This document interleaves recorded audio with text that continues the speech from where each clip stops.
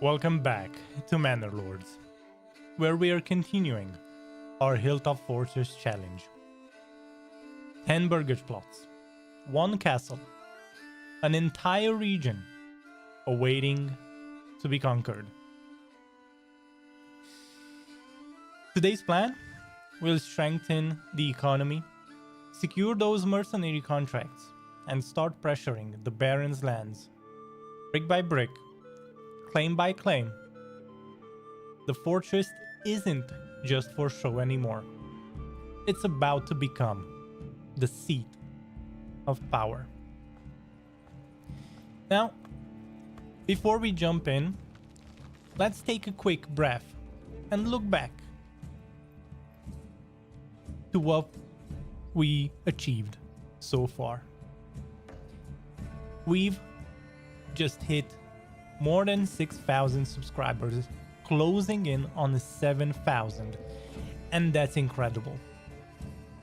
Thank you, seriously, for helping this little channel grow into a real community. And if you're new here, I would be very curious and interested to see what brought you to the channel.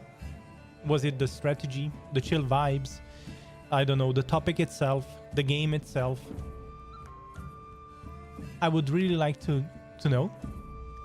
So drop a chat, a comment, and if you guys ever wish to support the channel directly, you can become a YouTube member or a Twitch subscriber.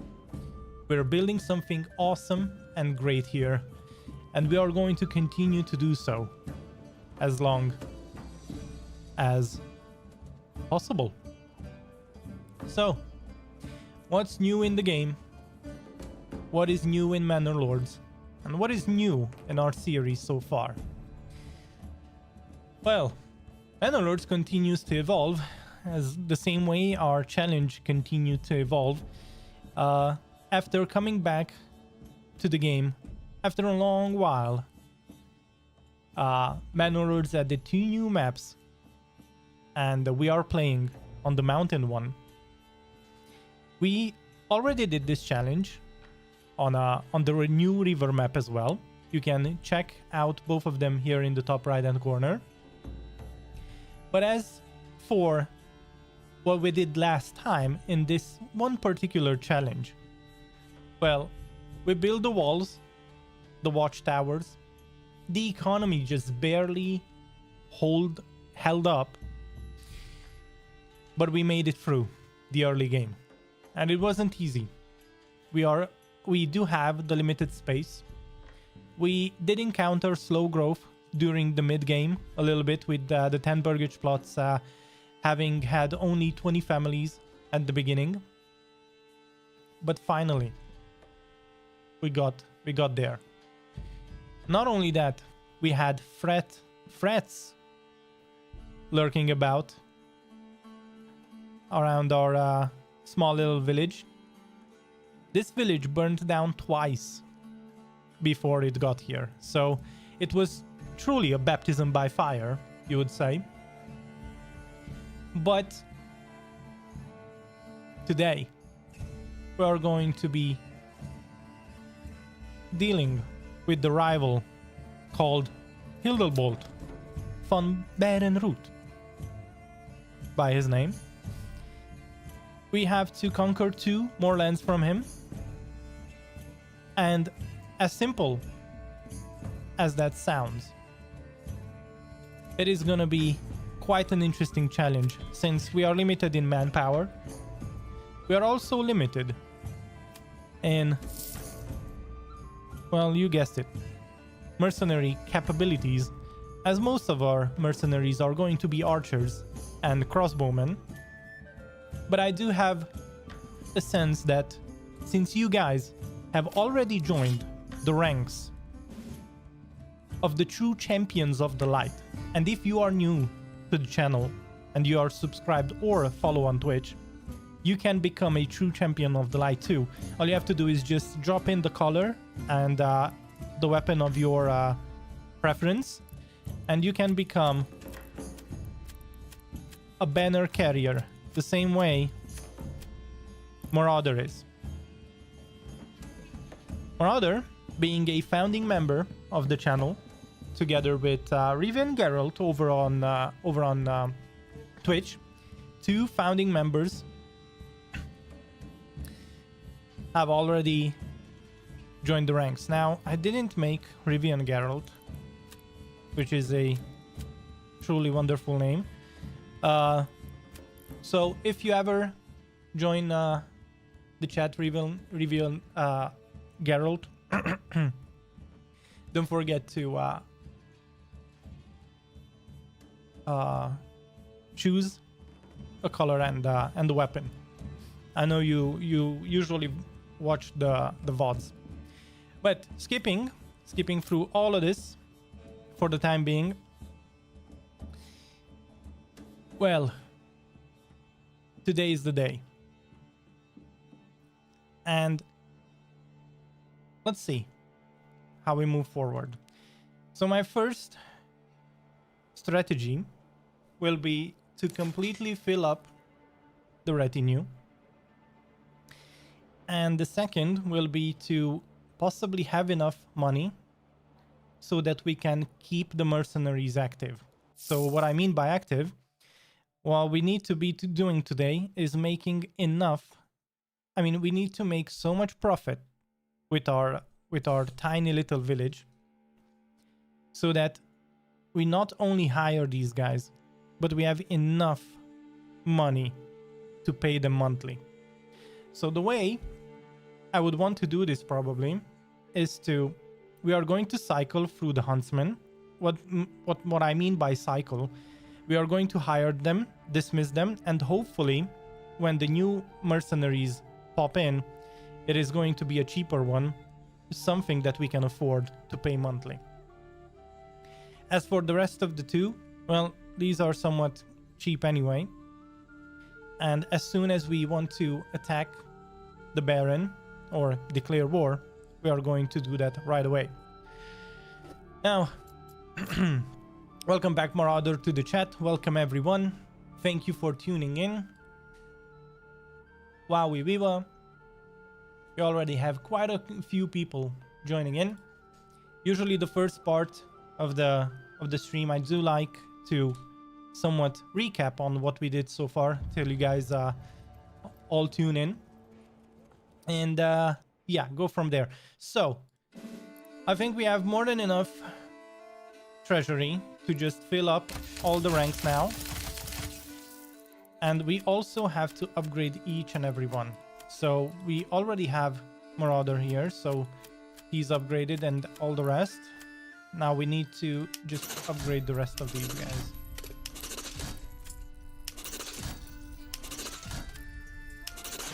The true champions of the light.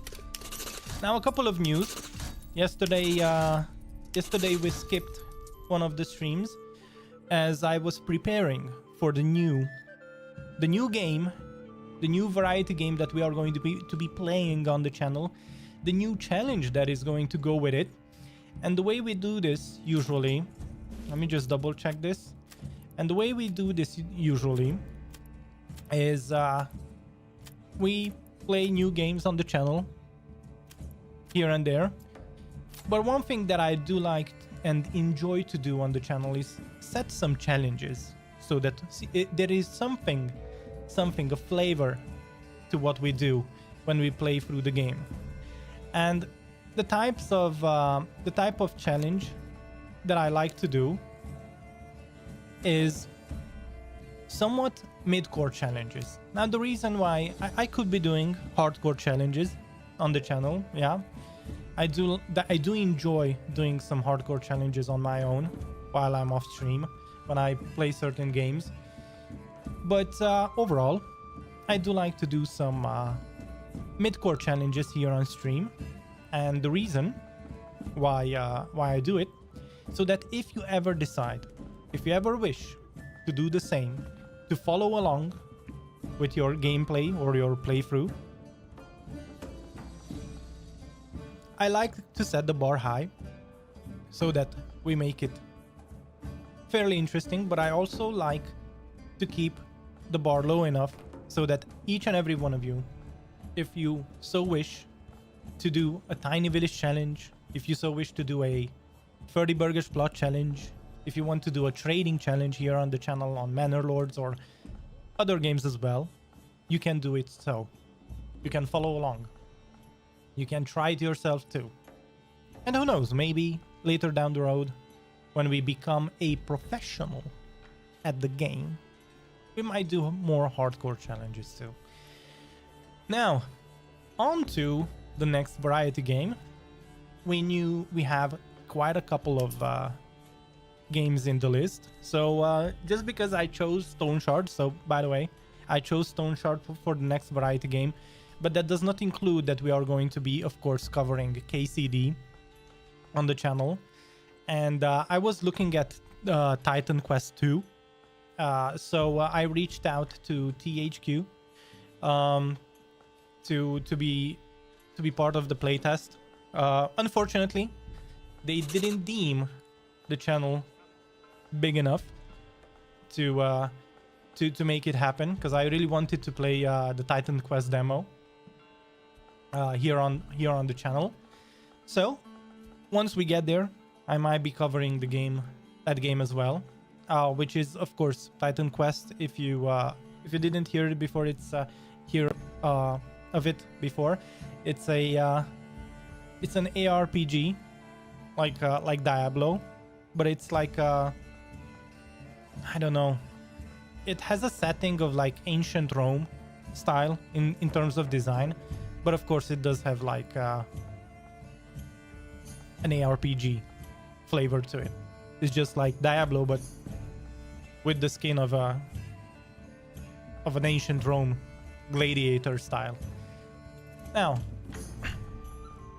coming back to the current game that we are going to be playing as, a dwarf, a glass cannon dwarf. It is going to be the upcoming challenge for Stone Shard. And with that, I think I covered all the topics. Now, let's focus on getting some regional wealth. By the way, if you're ever interested on how we got here so far, so this is the development tree that we did. Our town is literally maxed out at 5 development points, so the maximum is 6. But we maxed out at 5 since we are doing the 10 burgage castle challenge. As for the policies, we did take the hunting grounds, although this does not affect anything since our deer herd, our herd of deers, is not a rich deposit. So this doesn't really affect anything. But it doesn't hurt either. Now, in terms of the trade, our biggest bread, our bread and butter of this entire series was, of course, as we predicted. So I did predict that some of the biggest profits we are going to be making through the charcoal and the tools. But the only thing that somehow skipped on me is that I didn't think that the charcoal would be almost double the tools. Like it is. I mean, of course, if you add the tools and the iron ingots, which is the supply, one is the supply for the other, then yeah, then you could say it's 4,500, and then you have the charcoal sitting at 4,700 groschen.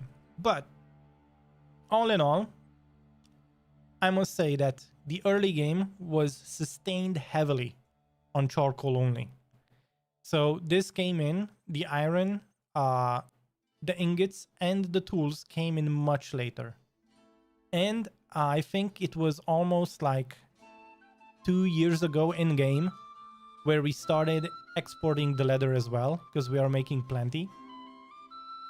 As for the fish, we do have a rich deposit of fish. But the one thing that is very, very interesting about the fish pond is that 2 times it bugged out and it was almost on full, and all of a sudden something happened and it somehow, I don't know, respawned or something, and it only had 230 fish in it. And it almost crippled our entire village. On top of that, just imagine this. So we had the shoal of fish that was canceling us. Like it was trying to really hurt our business, bugging out. And on top of that, we got back-to-back marauder attacks, so like brigands. And also, once even the Baron attacked us, and our village burnt down twice. So that's what I mean, baptism by fire. So it burned down twice. We rebuilt. Everything was happy. Everything was okay. But our trading, our production took twice a hit. And right now we are at year 15. So we could have gotten here probably by year 10. But with all the setbacks that we were suffering, it is now almost year 15. So today it would be quite an achievement if first this wouldn't bug out and then second, if we would have enough food. So we have 3 food types right now to make things to make people happy. Now what I mean by making people happy, if we would have 4 food types, then the approval rating would increase with the message of food variety +1, +3, whatever. But the problem is that if you get under 3, so if you only have 2 food types, your approval rating starts to take a hit. It is a small hit, but it does take a hit. So that's what we are trying to avoid right now, and that's the reason why on our trading, so what we are doing right now, we are trading quite a couple of things. And primarily, if I slow the game so that the tabs don't skip, we are exporting planks. I mean, it was early game, it did help. Right now, not so much. We are not that much interested in exporting the planks anymore. But we are importing quite a few things. We are importing fish, we are importing meat, and the reason why we do this is because somehow, I don't know if this is a bug or some mechanics regarding burgage plots changed. But now burgage plots can host animal pens. And the problem with the animal pen, for me at least, or at least in this playthrough session, because it wasn't quite a problem in the 30 burgage plot session. In this session, I have the animal pens and I have pigs. And every month I should get 2 pieces of meat. But the problem is I'm not getting them. And just to top this off, I started importing meat so that it doesn't get to 0 and people don't start complaining. But the one thing that I did find out is that maybe some of my burgers plots somehow bugged out and they stopped producing oh, pig pen. How? Well, one of them didn't have pig pens. I might have to rebuild all of these to see what's what. 1 meat per family every 150 days is a long time to wait for 1 meat. Oh, is it 150 days? Is it only... Wait, that's not even 6 months. Isn't that 7 months? As opposed to veggie garden, apples or eggs. But why isn't it every... Wait, the pig pen should give us 2 meat per family. Every 150 days then. Because the goat shed should be providing 1 meat and 1 hide, right? But 150 days is a long time. I thought it was every month. So wait. In that case, maybe we shouldn't have even taken the pig pens. Maybe we should have just made vegetable gardens. That would have made the village much bigger. But at least it would have made it much more profitable. We are going to try we are going to try a few other things out in our trading challenge. By the way, of course, besides the stone shard, so Manor Lords isn't going anywhere. One thing that we are going to be doing, guys, is we are going to start a new challenge right after this one, and it is going to be a trading related. And I already know which map I wish to have it on. We are going to do it on the Winding Rivers map. And the way we are going to be doing it is we are going to be doing a city building challenge only. So it's not going to have any rivals on it. It's not going to have combat. We are going to be trying to figure out a few trading mechanics and see how far that takes us. Because I would really like to build a multi-regional city. So if you look at the complete map of the game, you have four. Sorry, I meant all provinces. So you have a region with this. This is an entire region with 4 provinces, and in each province you can build a village. Now, what I would like to do on a bigger map is to build a city. And the way we would do it is I would really like to have like a centralized location where multiple provinces meet and have like a castle in that area and do a trading only challenge and have each province become a district of the city we are building. What do you guys think? Let me know your thoughts in the comment section or in the chat. Let me know how interesting that sounds from a design perspective. I already have a design in mind, but especially on the Winding River map. So we'll see how far we go. Now, as for our current gameplay, the one thing I'm waiting for right now is just to gather some more regional wealth.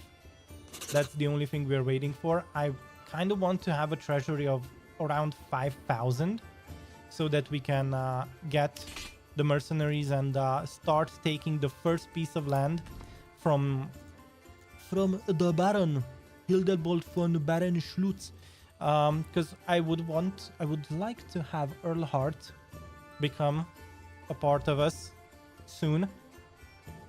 And then the final challenge will be to take Altbruch, which is going to be the final battle. Usually with the Baron is quite hard.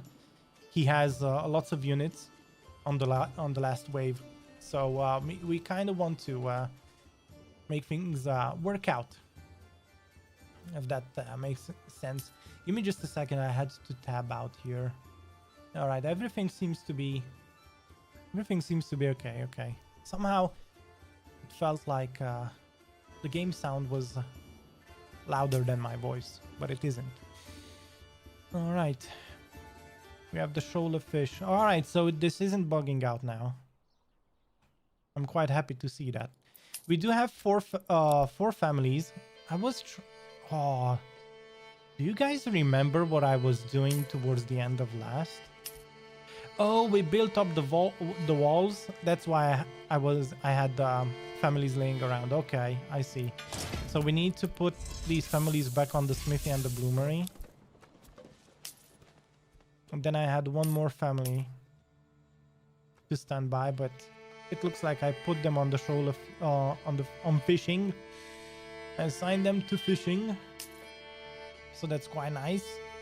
So let's just make some money. Let's see. So in order to keep track, all you have to do is look at the last 30 days. Now you can always compare the current month to the previous month, but if you want to just have a rolling average, the best thing to do is just look at the last 30 days and see if you're at a profit or at a loss. Now, the fact that we are only making from month to month only 134, for a 10 burgage village, literally for a village this small, this is a huge profit. But if we would have landed just for a wild second, listen, hear me out. Listen. If we would have kept the rich iron deposit, if we would have landed on a province with a shoal of fish, a herd of animals, and instead of, I don't know, rocks or clay deposit, we would have had like a berry deposit, then we would have been much better. We would have done much better, because then you would have had free sources of food, and that means that we wouldn't have to import. We wouldn't really have to import any food. Now, right now we are importing grain. We are making from grain, we turn it to flour, and then we turn it to bread. So one grain provides two. You'd be rich, but that's for the next scenario. Yeah. We will have to see. Right now, the reason why we are doing it, we are doing really well. So let me just state this again. We are doing really well. But the reason why we aren't doing even better, okay, is because right now we are facing this weird thing that I thought that the animal pens produce 2 meat per month. No, they only produce 2 pieces of meat every 7 months. That's abysmal. I don't even know what would be even better to do other than on animal pens. Maybe in that case, maybe just stick with the chicken coop. Although the chicken coop only provides 1 egg, at least the pig provides 2 pieces of meat. Or maybe the goat, so that at least we would have some hides. I don't know. It's not the best. The veggie garden, so overall orchard and veggie garden would be the go-to. Not gonna lie. But the only problem with the orchards, oh, not with the orchard. Well, what brain function, please. Yeah, okay. So the only problem that I'm facing with the meat is that last time we did the challenge, of course we had trapping and advanced skinning, and I think that's why we were doing so well on the meat side. Yeah, and of course we had 6 points, and I didn't have to take I didn't take the advanced spawn keeping because we weren't sitting on a rich deposit anyway. So yeah, okay. Well, you know, a lot of it is always good to point out not just what went well in a challenge, but of course, if it's a challenge, it is always good to learn from your mistakes. I think one of the mistakes I made in this challenge, and of course, if we win, but I do think we have a very strong army and some mercenaries, so we might be able to make an easy work out of it. Although last time we almost lost the battle in our 30 burgage plot, because the Baron just spawned 2 armies on us back to back, and if he wouldn't have run out of time, we would have been, and I think you guys remember. But if you don't, like I said, you can always check it out. I have it here in the top right hand corner. Now we are waiting to get to at least, like, I don't know, 2.5k 3k, and as for the treasury, we are waiting for like 5,000 groschen in our treasury so that we can initiate a strategically placed claim. Now, as for the walls, by the way, now that, as you can see, now that I made it a continuous wall right towards the end of our previous stream, you can see that people no longer wander through weird spots here and there, and that's because the walls have been placed down in a continuous manner. So all these walls are one plan and always connected. As for the river village that we built up, if you have any any blank spaces in your wall, if it isn't continuous, even if you have a watchtower upon it or on it, your villagers are going to somehow clip through the tower and they are going to pass through your watchtower. Why? I do not know. But it is what it is. And man, I'm just saying, but I don't know about you guys, but look at this view. And especially when raining, it looks so cool. Oh man, I don't know. This is the best view that you can have for this village. Of course, if you take a look. Oh, I cannot. Oh no, I cannot. The camera doesn't want to tilt upwards. No, nope, nope.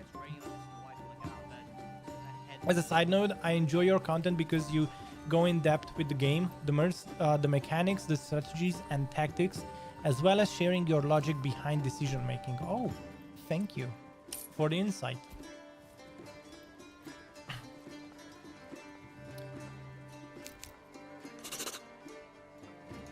Wow! Your scenarios are fun and unique enough not to feel like I've done it before. Thank you. Wow. So this is happening the second time. The Baron is attacking us. All right. So the mercenaries. Oh, he even bought mercenaries.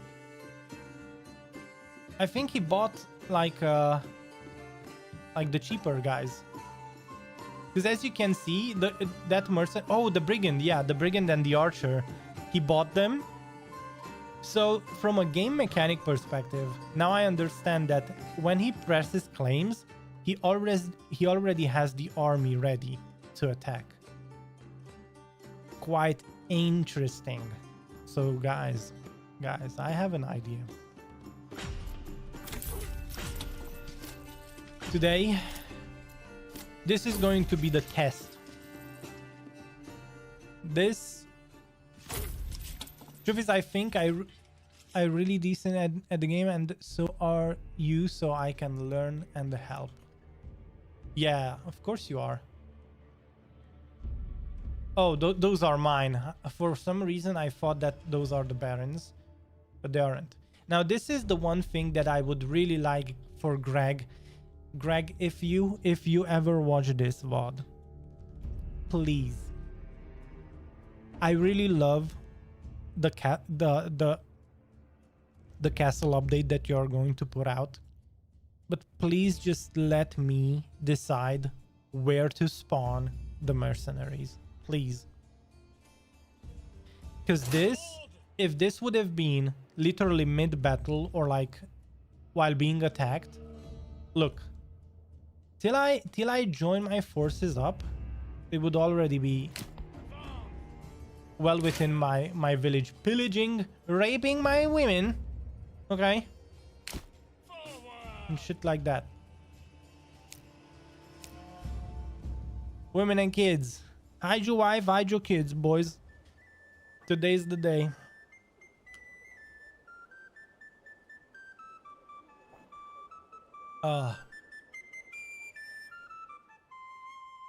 Bro, I didn't even mention you guys that I finally finished like the first season of From. And man, oh boy. So of course you know all that fiasco that I told you about, that some streaming services only have one season, and then if you want the other season, then you have to subscribe to another a streaming service and blah blah blah. But I finished the first season and holy shit. I'm like, what is this? Like, sometimes you have, so I really love watching TV series that have that mysterious, I don't know, a certain level of mindfuck, you know, that it gives you. And boy, do I like it. And I just found out one little plot twist that I was like, what? I think some TV series overuse plot twists, but I think that if you do a very well placed plot twist in a TV series, it makes it so good, so good. I saw it as a suggestion over the weekend with the wife. Oh, did you check it out? Or was it just, I'm still prospecting?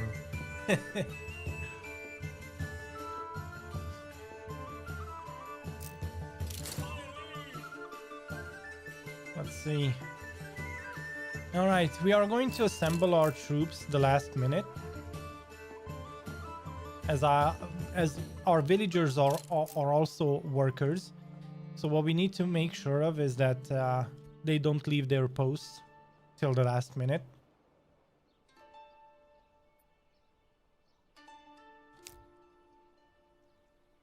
Okay, so it costs 385. I don't think our taxes are that high or high enough, let's say, to sustain all of this. Yeah, of course, the reason why it's so high is because we have the huntsman, which costs 250 every month.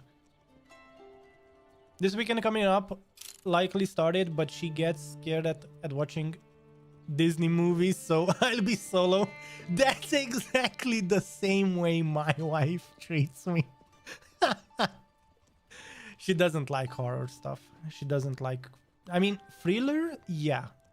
If it's a very good like drama thriller, like something that is down to earth, like I don't know, like detective stuff or stuff like that, she enjoys. But horror stuff like jump scares, nah, nope. I'm all alone. I like The Walking Dead. Like I watched The Walking Dead all alone because she doesn't like zombie stuff either. So, and I respect that. I'm like, okay. I'm not much into the romance stuff either, but sometimes I do dip into it.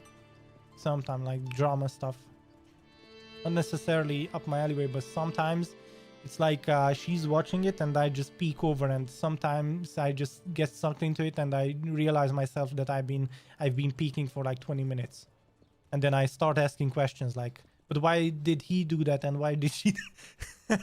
Does that ever happen to you guys? When you're like, I don't know, your girlfriend, your wife, your spouse just watches something, and then like you said that you wouldn't watch, but you can't help but just peek, and then you find yourself watching for like half an hour. Where's the Baron? Oh my god. Oh my god.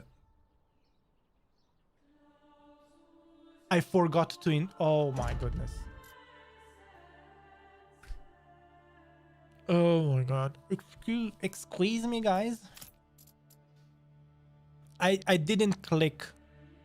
I didn't click on the conflict. Oh boy. We are going to have to load probably the last save, which is 5 minutes ago. Yes. And he just took my land. Oh my god. You know what? You know what? Screw you, dude. Yeah. This is... But now it doesn't appear. Oh no. Did we... Okay. Okay. It is still there. Okay. Let's align again.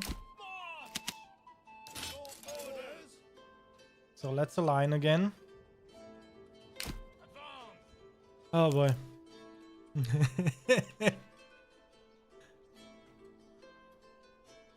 All right, Baron. You sneak. You think I would give up everything I worked for so hard that easily? Oh my goodness. All right, let's speed up. At the same time now, we are going to just pause the game for a second We are going to rally our troops.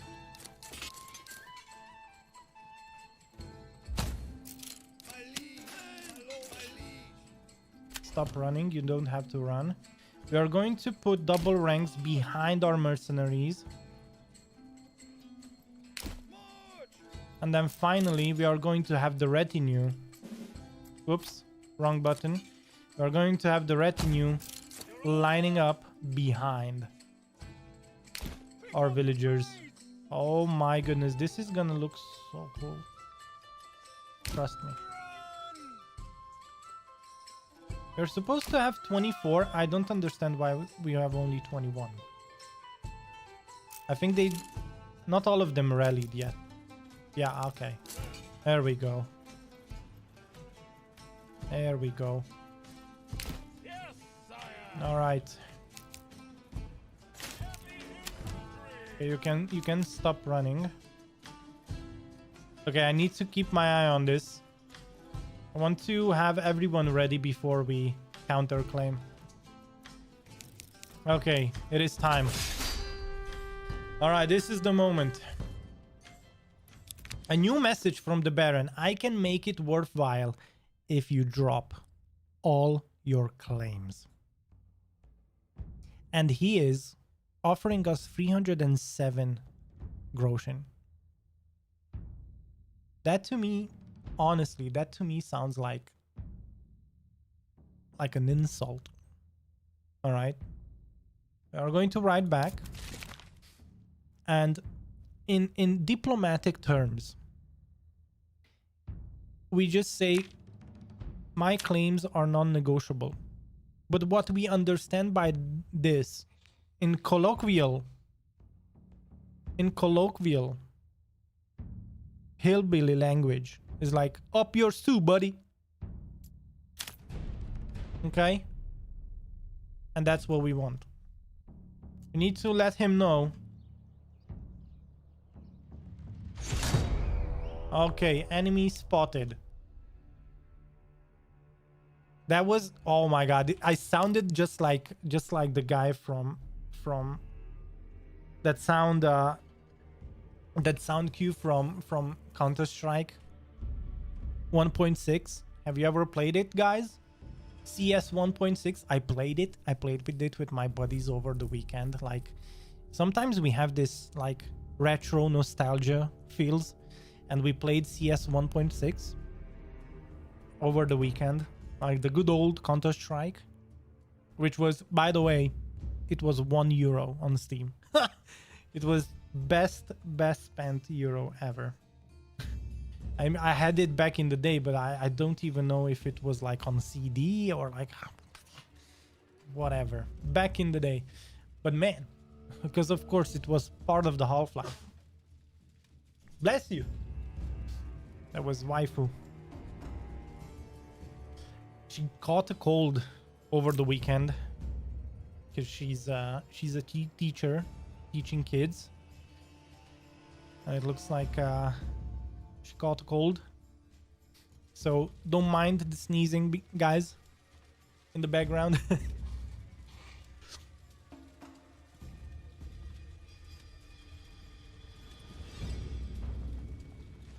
Okay.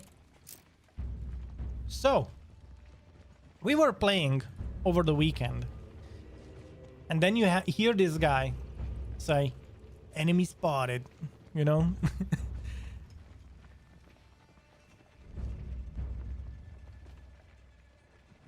All right, so the Baron seems to be... Wait, where's the... Oh, the battle is supposed to be on our land. Okay. Then we are going to have one family on the corpse pit. Guys, don't forget to do this, because it will ruin... I'm not kidding. It will ruin your approval rating for the village if you forget to bury the bodies. And they stay there for the crows to eat. Oh, it happened to me. I don't know, maybe Greg changed a few things, but it's somewhere like in patch 7 point, I don't know what. If that happened to your village, it was pretty much game over. because you could never recover, because it would stay in the previous months for so long that your entire village would go into a rebellion over some literal dead bodies on the ground. I mean, maybe I would do the same. Who knows? But yeah. All right. The way we are going to have to set this up is, first of all, I really don't care for these mercenaries. Frank, you better send me in. Oh, shoot. Yeah, you are... Wait. How?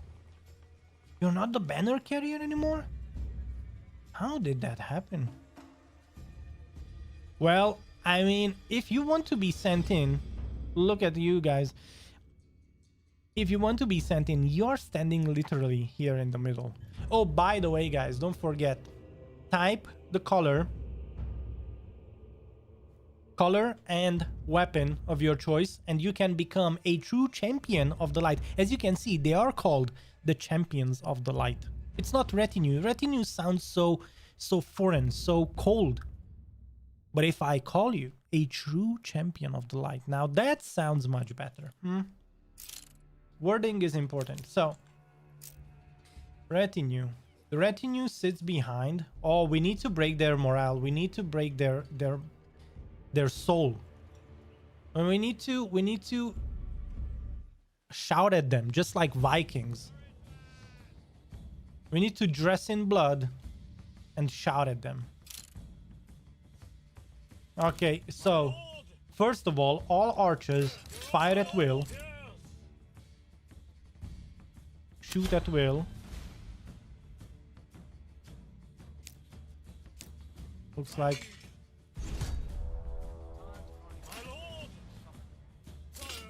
Are they not in range or like...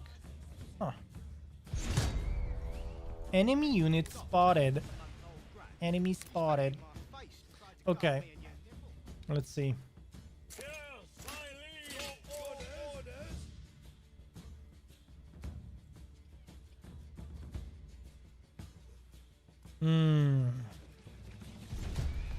Okay, so they are trying.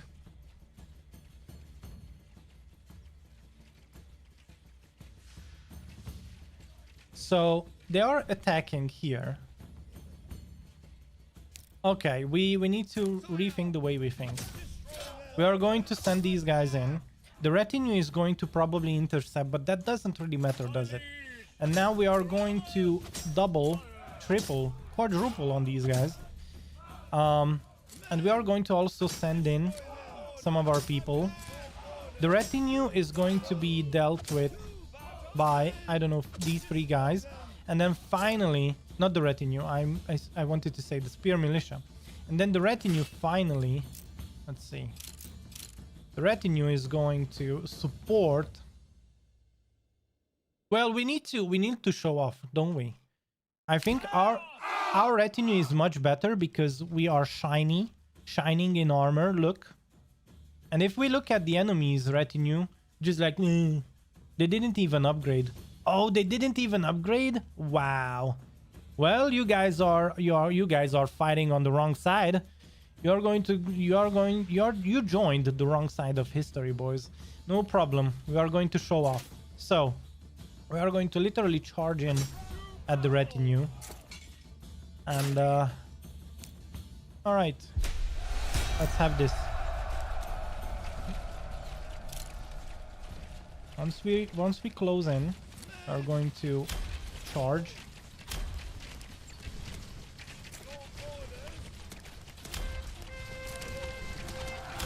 For glory!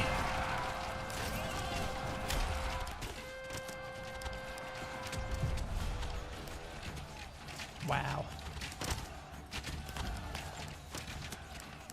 Oh my goodness, these archers are making such a good work. Of course, one of them is going to die anyway, but that's okay. What does that... Do you see that? There are 3 points above it. What does that mean? Did they level up or something? Are those like leveled up units? Will your units have expertise? Wow, they are all broken. Someone died from our retinue, but that's okay.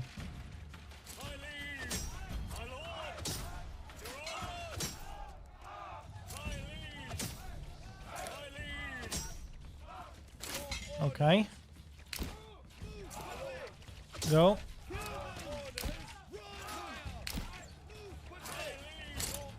You could stop running because you are going to lose. You know what? Yeah, I think that so too. It's the experience, like, yep. Wait. Where's the enemy unit? Did they break morale? No. That's just weird. Can we not see them? We can't. We probably can't see them, and that's what's happening. Our spear militia just took a hit.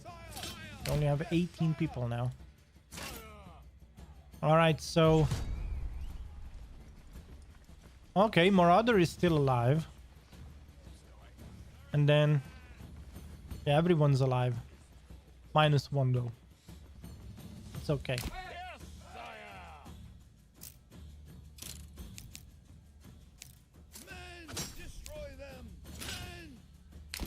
Yeah, this is just cat and mouse. Okay, finally they broke. Good. All right. There we go.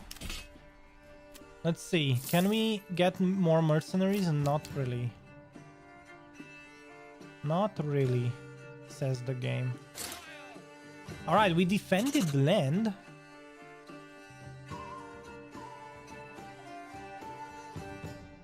It did cost us quite some money. All right, let's dismiss everyone. Let's replenish, and then we are going to take land from the Baron. All right, so we defended Loiterflucht. Loiterflucht. That's quite nice to see. Whoops. Give me just a second. Ah, there we go. Better now.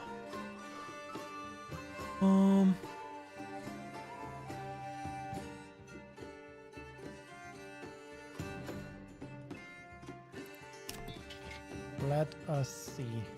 We need 2 people and 1 champion of the light. All right. Let's upgrade him. Oh, looks spicy. I wouldn't want to go up against one of these guys. Well, Marauder, you did really well. You charged in. And together with the entire retinue, I think we made a very quick work of their retinue, which isn't upgraded, even though there are 36 people. Oh boy. Hey, you can make it work. Yeah, up yours too, buddy. And then now, let's look at the mercenaries. We already have 2 in store, although these are just brigands. Ugh, yucky. So we do want some new mercenaries in store. 87 people are waiting to be buried, dude.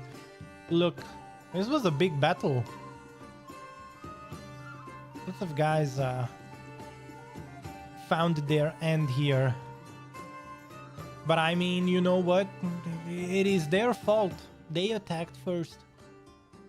It's just like back in kindergarten, you know, like, he hit me first. He hit me first, Mom.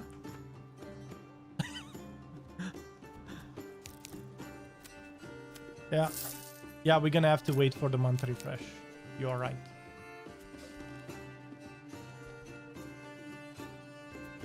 Alright, well, in terms of money, we are making it back.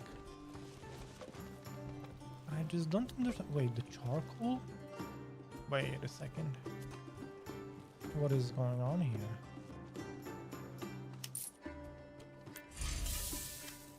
Let's have another woodcutter. Are they planting the trees back? What are my foresters doing? Okay. They are planting. Oh, then we have Madalena, who doesn't who isn't a full family. Somehow, she's only one woman, planting trees on her own. Interesting. Well, we replenished everyone. They have helmets, they have chainmail, they have everything, dude. Ooh. We are ready to go. Oh, this is good. Although I don't like the huntsman. But this is good. Yeah, the fact that we have these guys too, and then these guys too, quite amazing. Okay. All right, this is it, guys. This is it. This is the moment we've all been waiting for. We are going to take a strategic position. Actually, let's just get these guys first. All right.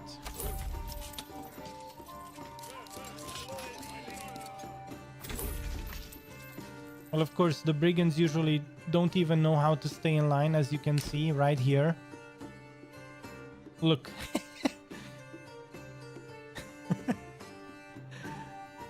That's why you don't want to hire brigands. They are very cheap. They are glass cannon or cannon fodder, more like it. No, it's not a glass cannon. It's cannon fodder. You know, it's just like it's a meat shield, more like it, but it does its job really well. Okay, let's rally our people.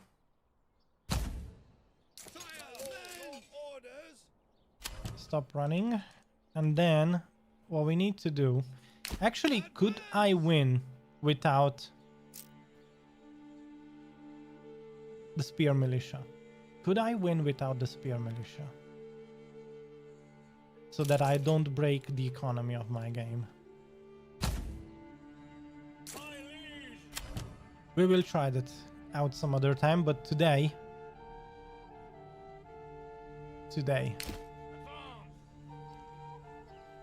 we shoot everything down.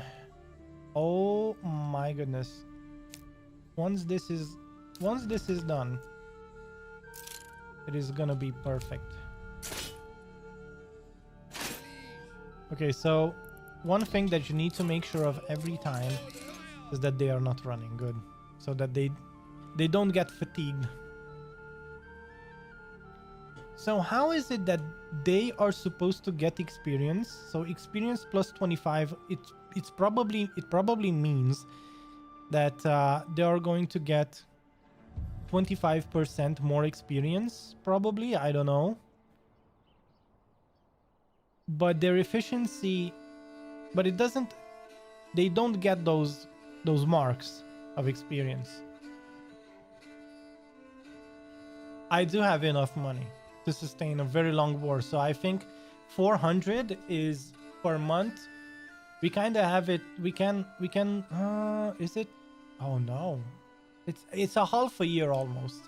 We can sustain this for a half a year, meaning that we should be able to win the game if we play our cards right. But I don't want to have to run into the same issue where we attack him, then he attacks us, and then he has like a triple-sized army.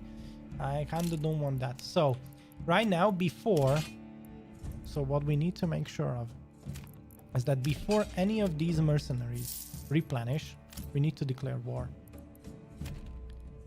All right, sir. This is the moment. We have gathered. We are all here, awaiting one of the many battles throughout our campaign to take the mountain pass, just like Gandalf and the Fellowship of the Ring tried. Oh shit, this isn't that game. Oh well, coming back to our story.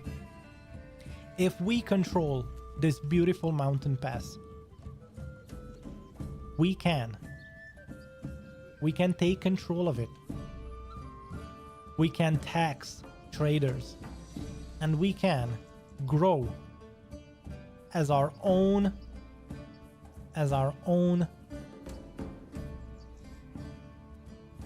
kingdomship under one banner. We can grow, and we can make sure that from now on, throughout generations,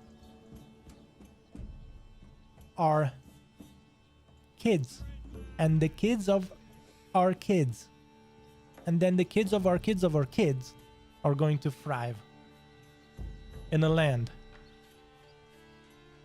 where we control everything, just like Nvidia, right?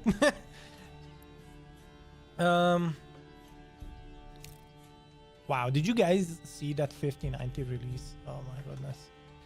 Oh, I was so sad. I was so sad to see that we are regressing with every series. So what we needs to be done right now is, I think I'm going to claim this first. Now the strategy back back in our other series, the strategy was to claim both of these lands back to back.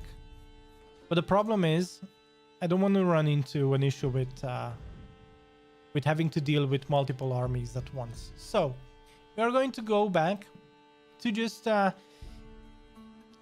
fighting the war strategically, claim by claim. So first we claim this. It is going to cost us 2,000 influence, and we are going to say, Mr. Baron, today is the day. You are unwelcome on this territory. Please leave. I was here first. I even discussed this with my mom and she agreed. I don't know about your mom, Hildebolt, but I think my mom is better than your mom. I think my dad can beat up your dad. Back when you were a kid and you were like, oh, daddy, you are so powerful. You will beat everyone, right? And then reality hits. Okay. Earlhart is being claimed. We pressed claim against our rival Baron. Now, there are 3 things that can happen. He backs down, which he won't do. He will challenge us and maybe win if he has a big enough army. But I think we just bought up all the mercenaries in the entire country. So he might not have enough to fight with. And then finally, we win. So it's either we win or we win or we win. There's no backing down. There's no retreating. And just like in Modern Warfare, if you retreat, you get shot. Let's go. Alright, the gauntlet has been thrown. Enemies declared. Enemy unit spotted. I can make it worthwhile if you drop all your claims. 385 groschen. This guy doesn't get the message. 385 is literally less than all the mercenaries I'm paying for every month. He needs to up this. He doesn't understand. Oy, oy, oy. Oh, what is this? Oh my goodness. But it doesn't have any more. This is a much bigger army than I've anticipated. Look, it's 1, 2, 3, 4, 5, 6 melee units. All right. I mean, we have more. But still. And he has 3 archers. Okay. Okay. All right. We might have to take some R&R after this battle. The war just began, but it doesn't have to end in 2 weeks. We can sustain it. See, he has some brigands. He has the retinue, which is Which doesn't seem to be upgraded, which is good. And then, ooh, he has quite a few archers. What day is it in the month? 3rd of October. Oh boy. Okay, well, first of all, we need to change our orientation for the army. So first of all, you guys need to be facing that way.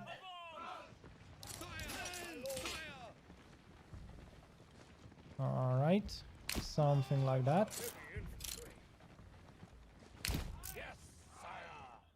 All right, good enough. Okay, where's the battle? The battle is going to be held on top of this hill. Nice. Oh, finally. We are going to make a quick work of these guys. Our archers are much better than theirs, since we have crossbowmen as well. So one thing we could do is bait with the archers. Let's bait with the archers.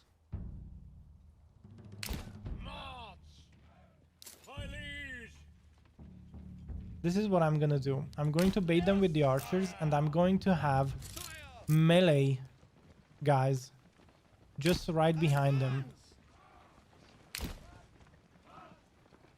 Okay.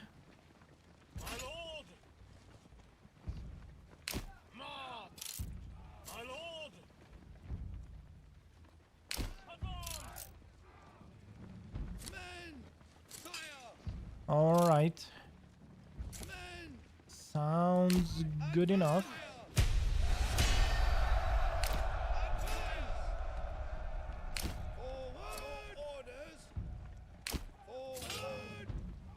So we are going to stack behind these guys. And whenever we see one of these packs getting attacked, we are going to literally just pile drive them. And the retinue is going to be the final bait. So you Marauder, today you have a very important mission. Have as less of casualties as possible from our town, our village. Defend our own people. The mercenaries, well, they are paid mercenaries. They are only here to die for money, but if we die for our dignity, for our freedom, for our homeland. Today is the day.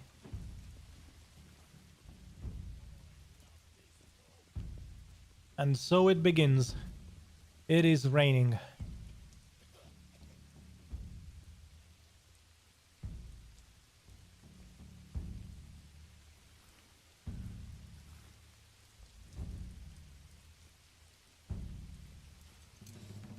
And so the Baron's army is closing in, wearing the marks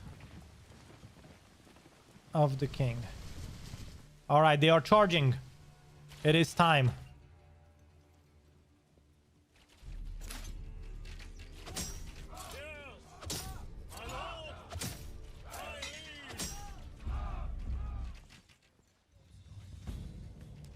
We are going to focus their retinue, and then we are going to charge in. Push forward, man. There we go. There we go.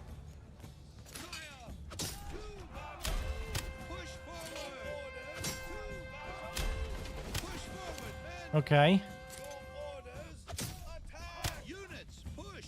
We're going to rush them.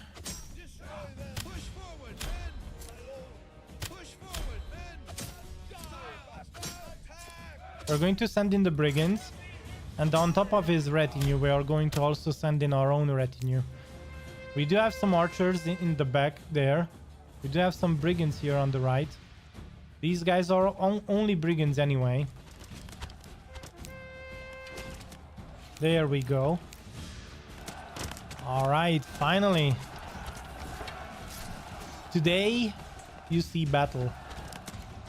Today. Today we win, and tomorrow we feast.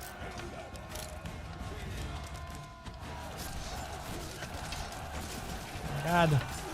Look at Marauder trying to charge in. He doesn't find the spot. He's shouting at the enemy. The enemy literally, he shouted so loud. The enemy was like, what? I'm going home. All right, we have some casualties. Our archers.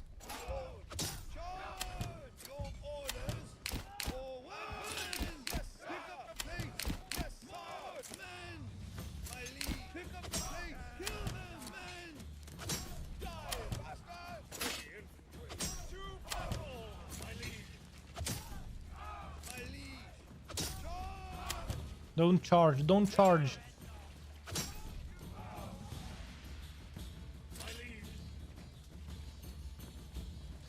All right.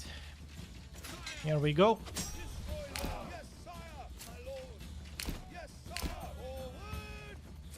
You know what? Actually, this is what I would like to do. We need to find a way to corner these archers. Because as you can see, he's trying really hard.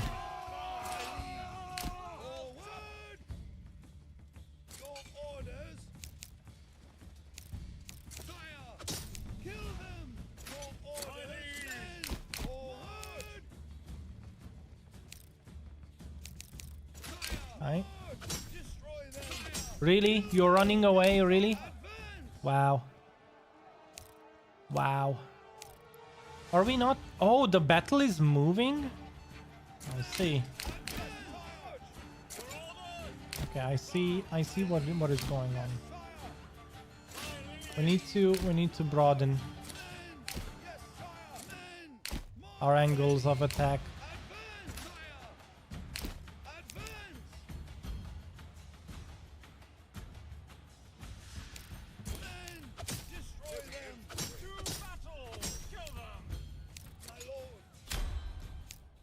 There we go. We caught up to them.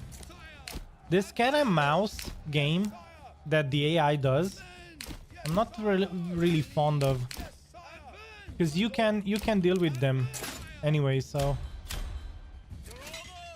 it's just a thing of you have to literally just keep going.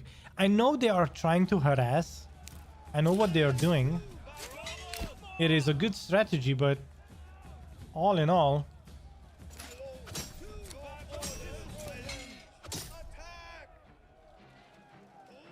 okay, finally. All right. Good stuff. We won. We took the land. And we didn't even lose that many people from our village. It's only 2 people that fell in the battle for glory. We can just disband these units and send our people home. Guys, you did a wonderful job. A wonderful job. I'm so proud of you guys. My own villagers. You know, this is what this means. You don't have to be a big village to win the game. Sometimes all you need is just enough. You know, all you need is just enough. And indeed, we do have enough. Look at this. Wow,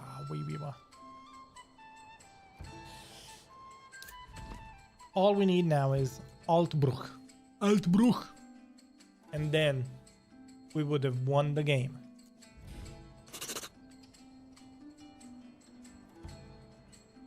If we take it, we just won the game.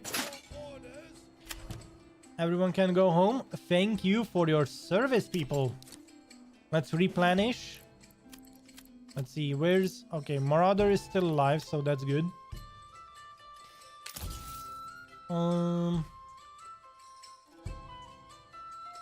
Oh yeah, we did have D-Bagels too. Oh my god, how did I forget about D-Bagels? What was his color of choice? I don't remember.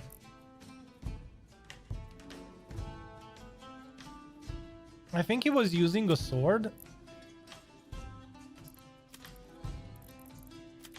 Oh, I need to recall. I almost forgot about D-Bagels, boy. Are you talking about your next scenario today?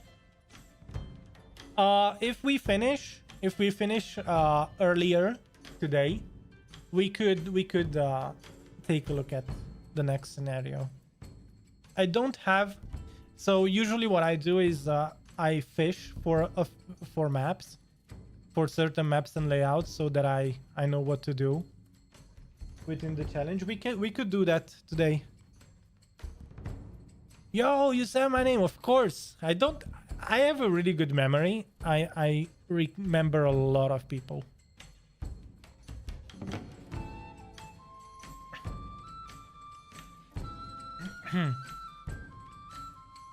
So D-Bagels, what was your name? Not your name. What was your color was red, but what was the weapon of your choice?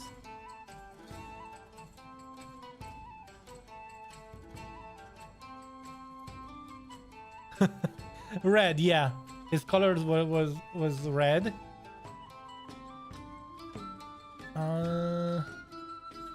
Oh, that's the body. Wait a second. Why isn't it? Oh, there we go. So we are going to combine it with white because it looks cool and all. And then I probably it wasn't the buckler shield. Oh, it was this one. It was this one. It had a red with a white stripe on it, if I remember correctly. And I think... What is this color for? The handle or like... I can't see anything change. But you know what? We are going to make it red anyway. And then you had this type of helmet. I think you had a sword, didn't you?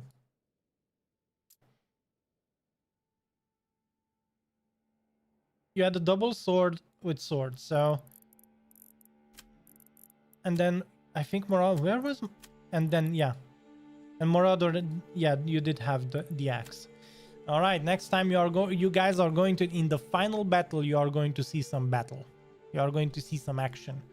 We are going to send you in. Hopefully, you're gonna survive.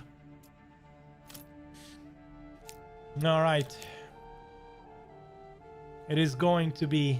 we need to show an example to our own people that in the final battle, where it matters most, we are going to be side by side with our own people from the village, charging in, making battle cries, and making the enemy cry as well. I mean, if you imagine the Baron made us suffer. This village has been rebuilt twice. But you know what? Just like a phoenix, we've risen from our ashes. We've got baptized. What? Wow, this Baron, dude. This Baron, this is what I call a false flag operation. Okay, look at these guys. These guys. Wow, look at this guy. Wow. He heard the legends of D-Bagels and he painted his own shield. Just like D-Bagels does.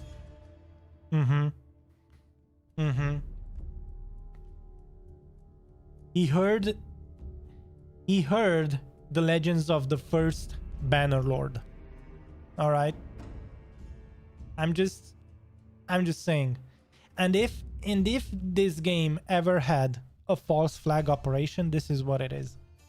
So the Baron charges in, he loses like a coward, of course, and then he's like, yo guys, look, I'm gonna give you this money. And you're going to attack this village on the pretext of you guys being just random marauders roaming the land. But I want this particular guy dead, which should be me.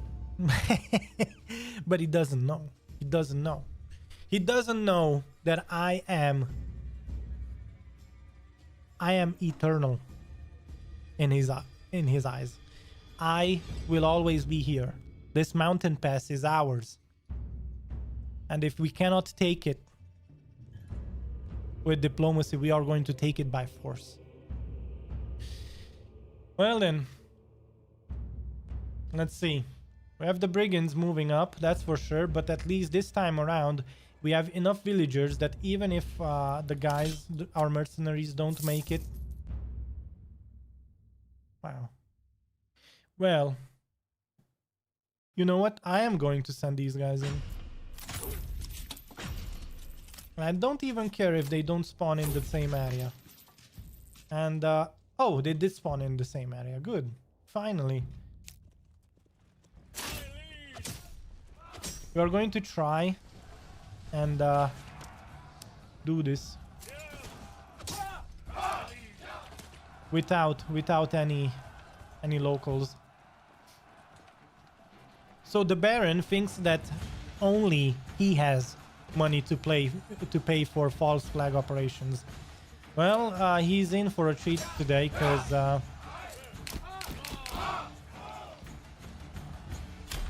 shoot at will.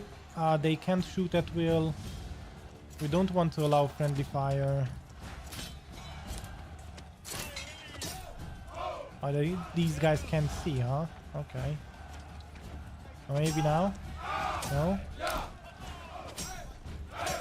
Oh, hello? Now they can. There we go.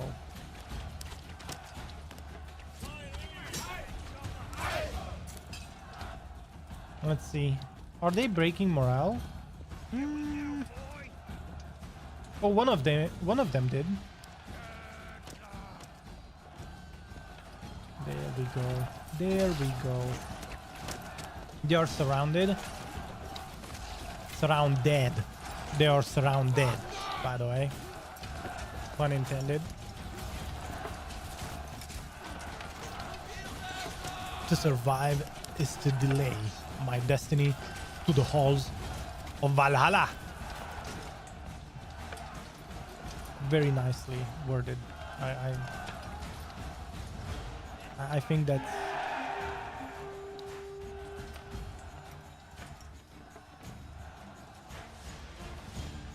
now these guys don't want to give up. The pay, I think the pay was high enough so that they thought that, you know what? It's just me against 50 guys. Don't worry, I can do this. Dude, I think these are kids, man. Because all the men died in the previous battles. I think these are just wannabe heroes. They don't know.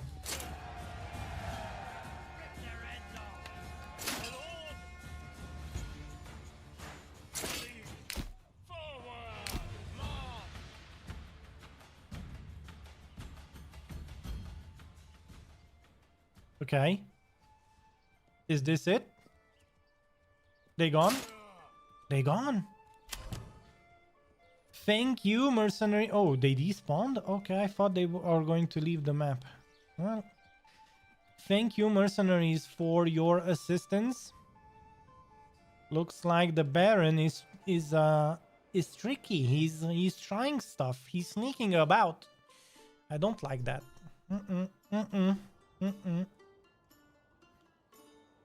Wow, these false flag operations, dude. Oh my god, covert ops. It's not gonna work out with you, dude. Alright, we can remove the families from the corpse pit and the you-know-what.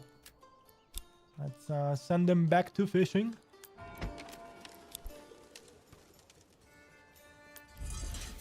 Yup. Alright, now we need to recover.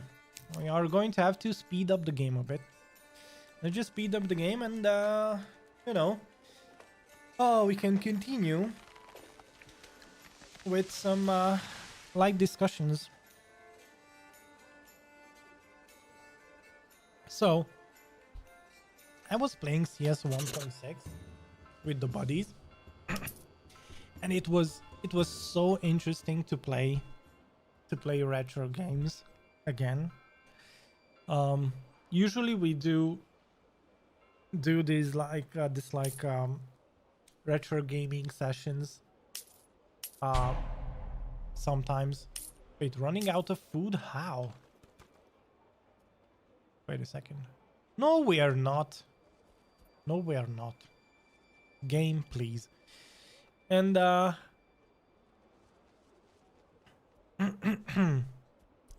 we started looking up games, and I realized I've never played The Elder Scrolls Daggerfall.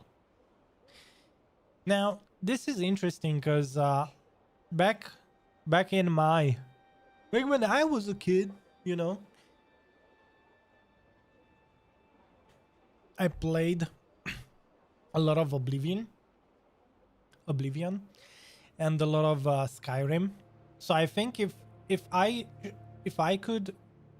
would have to describe my childhood in a word, or in like a series of games, I think pretty much of my childhood was like Command and Conquer, Generals, Tiberium Wars. Then that's from an RTS perspective, and then city building perspective, SimCity most probably, and then RPG related. I used to play like whenever I need to define what Prince of Persia is, I can only imagine in my mind the Sands of Time, Warrior Within, and the two thrones. And that's because I used to play the living shit out of the Warrior Within one. And the gameplay was so good. And back then, Ubisoft actually made games for the gameplay, not just to milk microtransactions. And it was so cool, not gonna lie.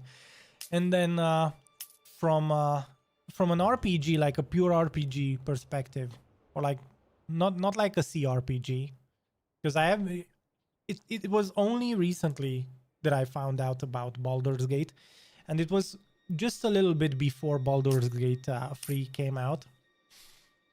But if I think about it, really, to me, when I have to imagine in my mind what an RPG game is, I always compare it to like Fallout 3, Fallout New Vegas, and then Oblivion and Skyrim. But that's interesting because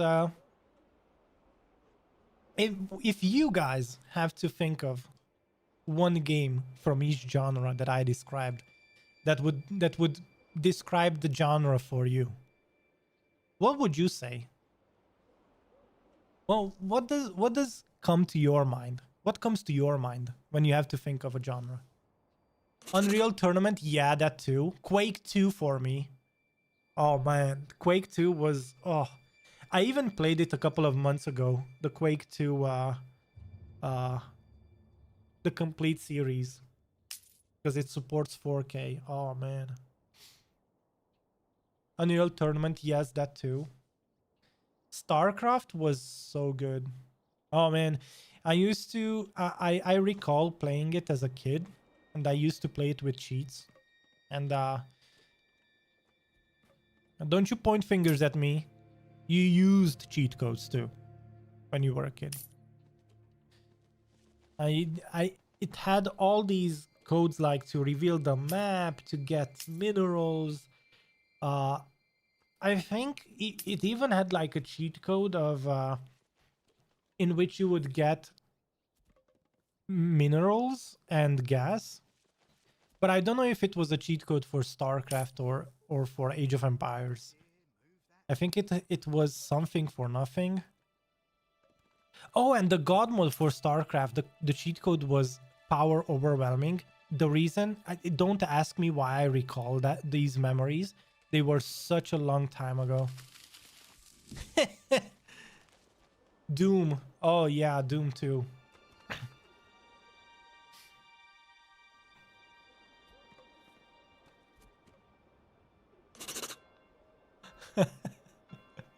The codes.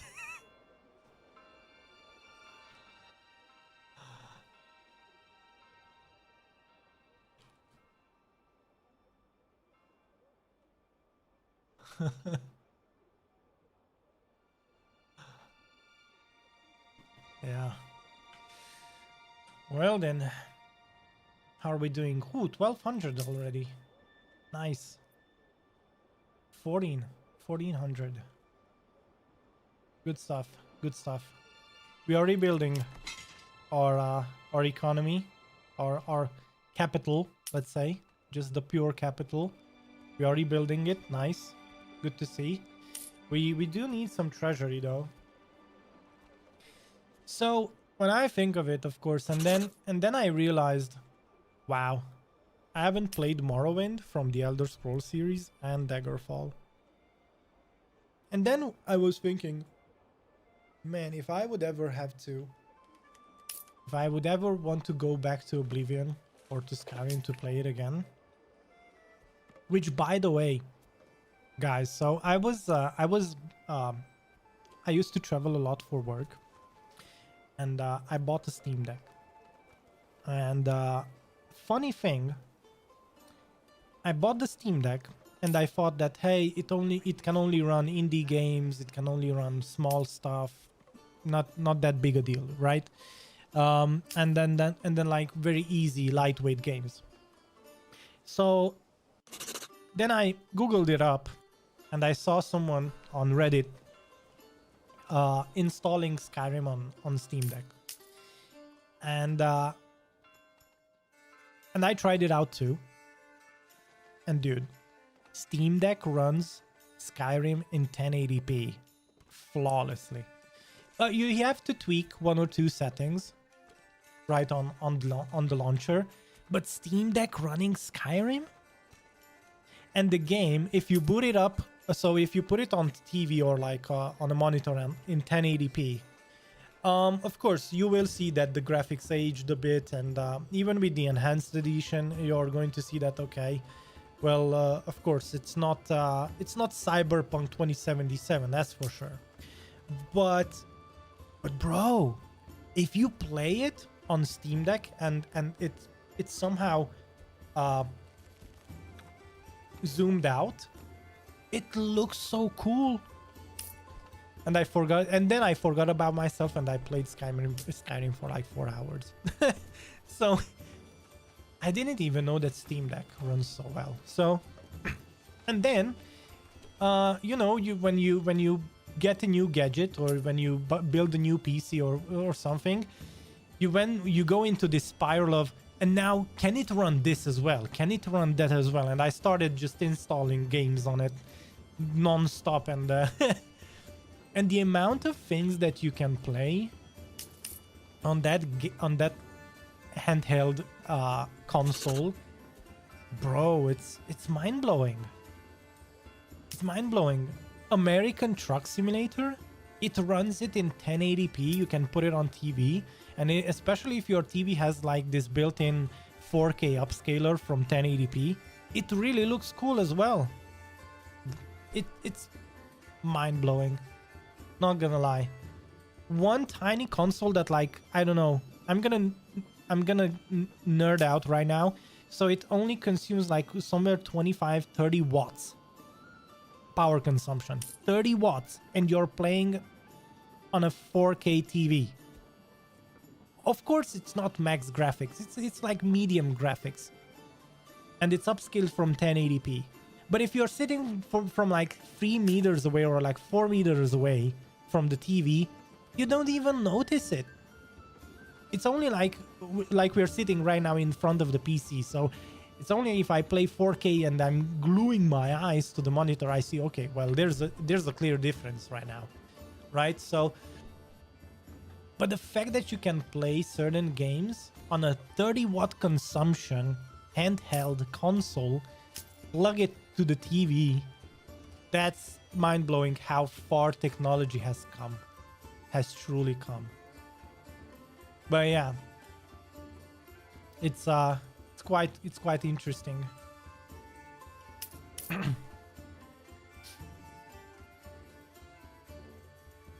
So then so then my next challenge was one of the challenges I did.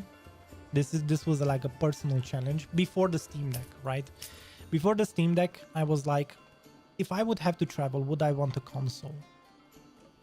And I started looking up stuff, and I came across this guy, Optimum Tech, which does a lot of mini PC build, small form factor, like 3-liter, 10-liter PCs. And I saw like 1 or 2 videos about him doing like a 3-liter mini PC. So that when I say 3-liter mini PC, it's like you take your Xbox controller if you have one, you put 2 Xbox controllers back to back, and that's how big your PC is. Like, it's very small. And I liked it so much that I built myself one too. And it was so cool to see that you can fit so much power into one small PC that is not bigger than like I don't know, like your Lord of the Rings book collection. I mean, it's even smaller than that, but anyway, let's just put things into perspective, right? And then you have like this mini PC that, of course, for me, I was trying to fit so much power into one small PC. And by the way, guys, the reason why we are chatting right now is we are waiting for the regional wealth to go a little bit above 2,000, and we are waiting for some treasury to build up so that we can conquer the land, which is literally the last. This is the last mile right now. We have the final battles upcoming. So if I recall correctly, the Baron is going to send in 1 army. We are going to probably win the first wave, but just before we end and win, he is going to most probably send in a 2nd army, and we are going to have an issue there. So the biggest challenge is going to be right now that we are going to have the Spear Militia and the true champions of the light, which is you guys, by the way. If you're new to the channel, you should know that if you're subscribed on YouTube or a follower on Twitch, you can just type in the color of your armor, like whatever you prefer, and the weapon of choice, and you can become a true champion of the light, the roster, the true roster, the guys that are going to win the game today from our small little tiny village that could indeed win the game. Because I think that we are going to be doing quite well. Oh man, oh, I can't stop staring at this game. This game is truly amazing with its graphics. So continuing, so I was trying to figure out how much juice you can fit into one tiny PC, right? This was like a personal challenge of mine while I was traveling, working here and there, and all. Bless you. So I fitted a 5800X3D with a 4060 Ti and 32 gigs of RAM. So I went with the previous generation of AMD processors. I'm nerding out a bit, but if you don't know, like the previous generation is like the 5000 series, and AMD released right before like the end of the line of the series, AMD released a gaming CPU called 5800X3D from the AMD series, and that one has like a stacked 3D V cache, and that cache literally has so much power in video games that it doubled the FPS. It's not the Nvidia way, like the 5000 series from Nvidia that they are literally AI generating 4x frames. No, that's not bullshit. It's like real physical raw power, raw juice, raw sauce, no ketchup, you know? And then I took that CPU and I said, okay, which is the tiniest GPU that could fit into this 3-liter build? And if you're ever interested, even if you're watching the VOD and you guys would be ever interested in tech stuff, I can post photos on YouTube about this. I have a few photos of the build I made. It's just for me. Those photos were taken just for me, but I can share it with you guys. So I took the smallest, the best GPU that I could, which is the 4060 Ti from NVIDIA, the RTX 4060 Ti, and I put it in that tiny little PC. I crammed it in, and I even oh, we forgot to speed up the game. And the next thing I did is I put 32 gigs of RAM, and I tried to adjust like the memory frequencies and all, tiny overclocking, and not just overclocking but also undervolting, because when you put so much stuff in one space, in one tiny crammed in space, you need to balance the amount of power and the amount of voltages and everything within the BIOS. But I managed. It is working really well.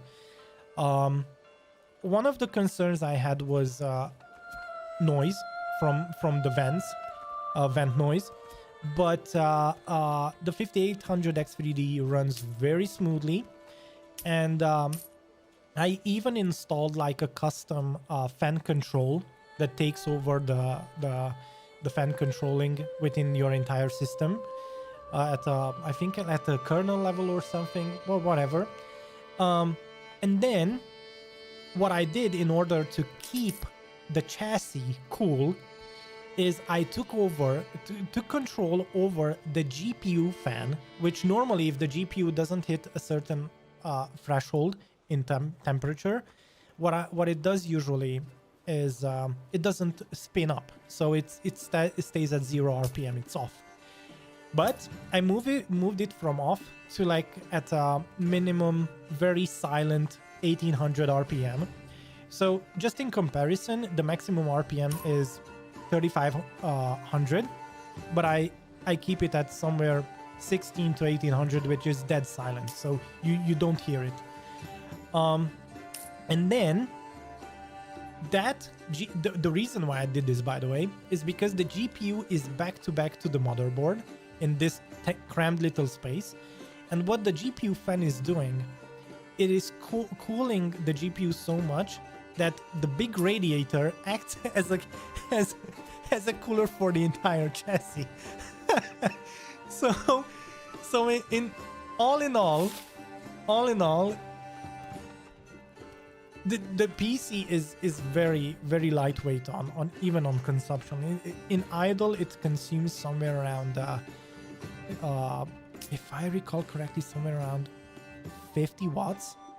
And of course you might say that, wait, 50 watts is a lot, and of course you might be right, but for AMD's 4000 series you cannot go any lower.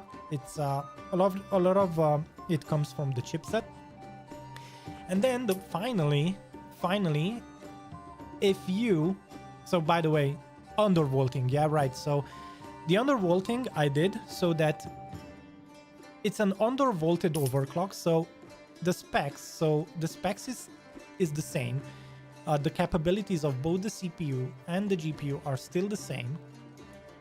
But what happens, right, is that I undervolted it and overclocked a little bit the frequencies so that it would stay somewhere in the same ballpark of scores in terms of FPS, in terms of benchmarks and everything. So, and then all in all, if you put it to full load, which you never hit full load, there's no gaming scenario, and I use it for gaming, but there's no gaming scenario, right, where you would run into the issue of having 100% on CPU, GPU, RAM usage and everything. No, but in full load, I have 100% 120 to 150 watts.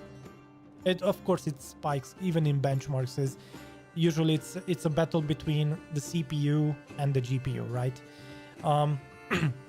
And to have a tiny PC only consume 150 watts with a 5800 X3D and a 4060 Ti, I think, of course, other hardcore guys might do it even better, but for me, it was like a huge achievement. And yeah. So, of course, a lot of I nerded out. Sorry, guys, for anyone who doesn't feel who doesn't feel interested by this. Sorry. Sometimes I go on a just like an old grandpa. Back in my day. and then the story begins. But grandpa, we already heard this story like 5 times. Well, you guys hear it for the first time though.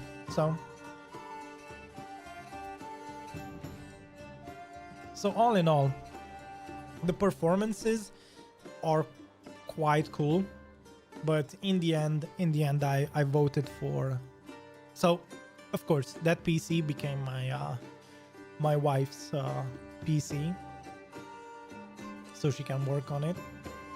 And that PC substituted the laptop she had before, the notebook, which got very outdated in time. And I was like, okay, if I'm not gonna use it, then let's just instead of buying a new notebook, I was like, okay,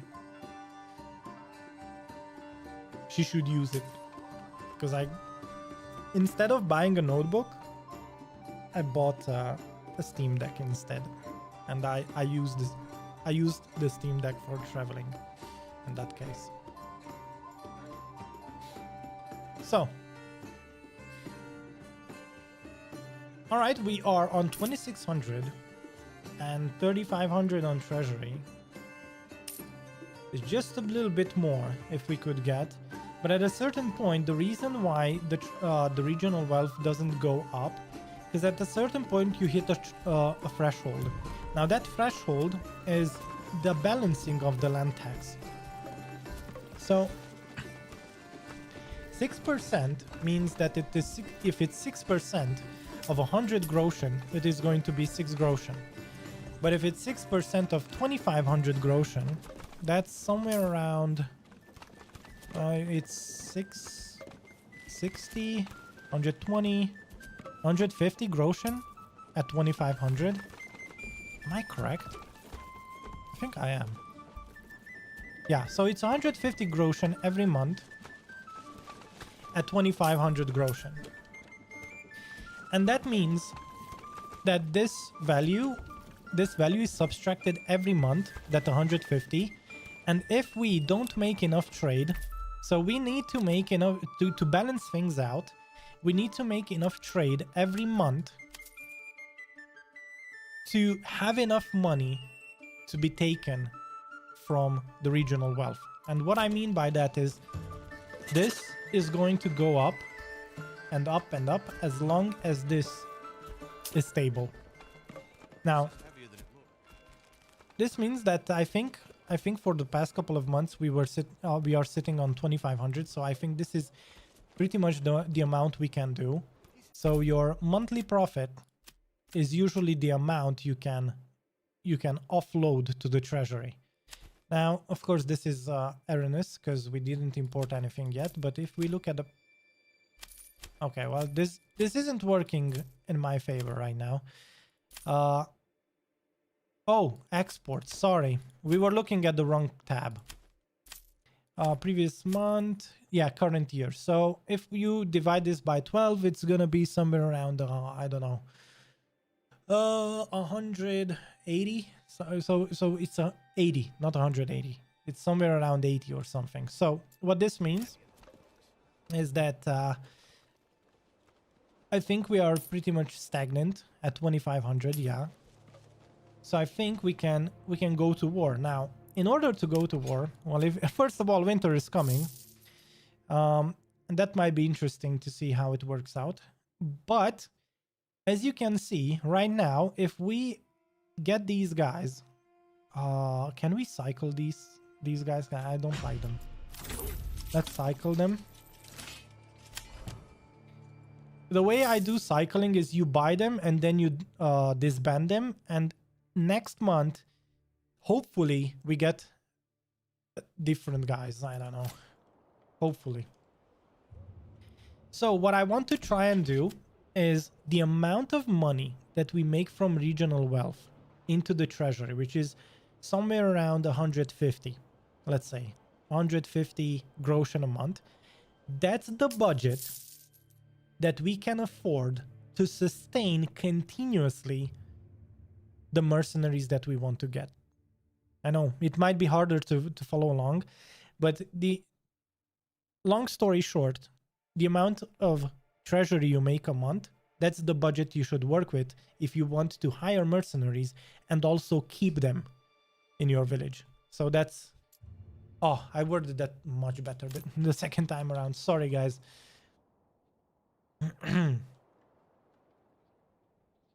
All right. We're closing in. Closing in. We're just waiting for the new mercenaries. Oh, new mercenary company is available? Oh no. I think this message is old. Looks like winter is here indeed. Gave the old ox a handful of month-old grey. He spat it in my face and tried to cut. Oh. Oh wow.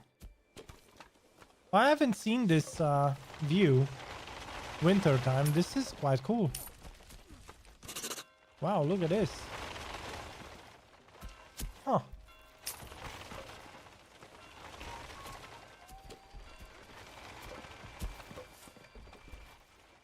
Quite interesting.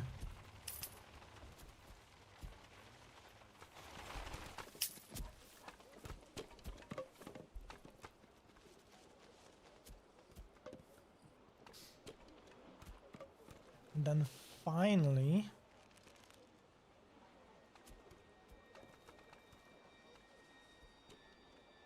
I could tax more. So even if we would have to sustain the war going longer, I could just tax people more. And if you tax them only for a couple of months, they don't get that mad at you. Because as you can see, the previous months do add up. So it's usually like the last... I don't even know. Because the taxation minus 10, I don't understand. So like the market clothing variety... Oh, yeah, now I understand. Okay. It seems like the last 3 to 4 months stay in the previous months. Which means that if we lower the approval through higher taxation, we might be looking at, I don't know, well, somewhere around 3 months. We could tax people somewhere around 3 months before they get really angry at us. Okay. New mercenary companies available. Let's see. Oh, this is the perfect... Wait, is this the perfect lineup? Yeah, I think it is, because I'm much happier having melee units than just archers. Although these are literally the brigands we just dismissed. So, you know what? Choosers can't be beggars. So let's hire these guys. Let's hire these guys and probably go to war. In the middle of the winter, we are going to war against the Baron. You just have to understand that sometimes the surprise attack is the best strategy you can do. Attack, attack, attack.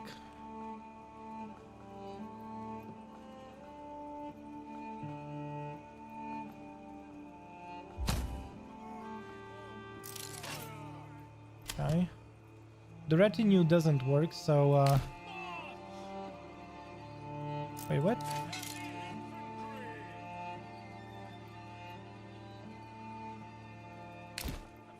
Okay. There we go. All right, boys. It is time. We have the bagels. Oh, I think I forgot to rename your guy. But we know what you look like. And that's what matters. You're undercover. Oh my god, look at Marauder. He was like, let me at them, let me at them. Oh, look at him, oh, flexing and everything. Oh boy.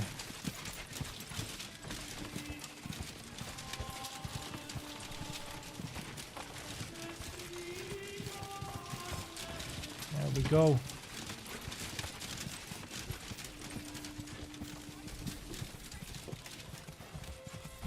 There we go. The final battle. The final battle, guys, is near.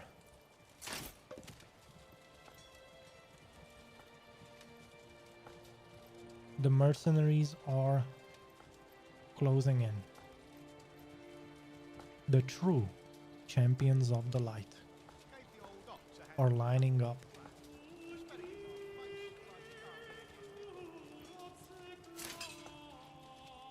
On a cold winter night. Oh, by the way, did they improve on the day-night cycle? Because as you can see, in terms of gameplay, do we have cosmetic day-night cycle? Oh, I'm going to try out the day-night cycle, and we will see.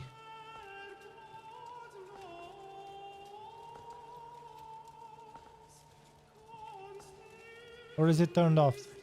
I don't know. I don't know.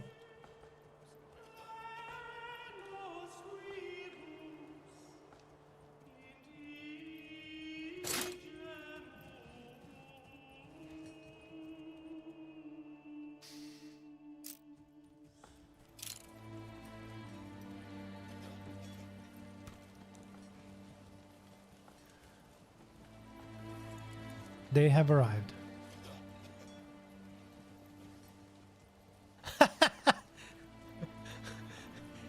Marauder says, I walk like that because I just had Taco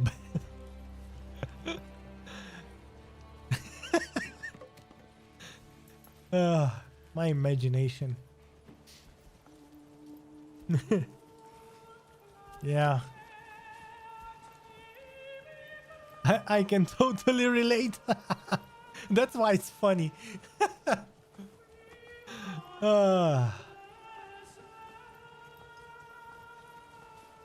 The bagels. Looking through the visor. Look at him. Look at him. I've never seen Marauder this focused before. Ooh. And all the rest of the unnamed true champions of the light, which are you guys, by the way. And if you want to join the ranks, all you have to do is come say hi in the chat, have a great discussion with us, and choose a weapon and a color of your liking. And you can join the ranks of the true champions of the light today. It is free for any subscriber, any follower on Twitch/YouTube. Of course, when we will be more than enough, we are going to have to prioritize, but till then, and I will have to probably make a list, an Excel list with all of you guys, but we will worry about that when we get there. Mercenaries are all here. They do still remember that back in the day, towards the end of the Second Age, there was indeed an alliance between elves and men. And they are joining to honor that alliance. Well, and this isn't that game, Brain, thank you.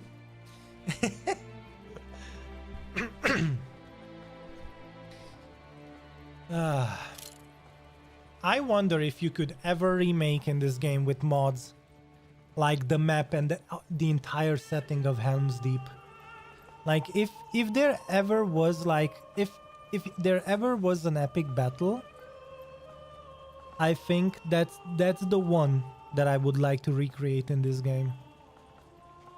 But of course, that just shows how old I am probably. I feel old when I tell younger generations, hey, Lord of the Rings, and they look like me. Oh my god, grandpa. I'm like, oh my goodness. You spoiled brat. The discrepancy. Sorry, don't mind me. I'm gonna stop here. But anyway. We are still waiting for the other guys to arrive.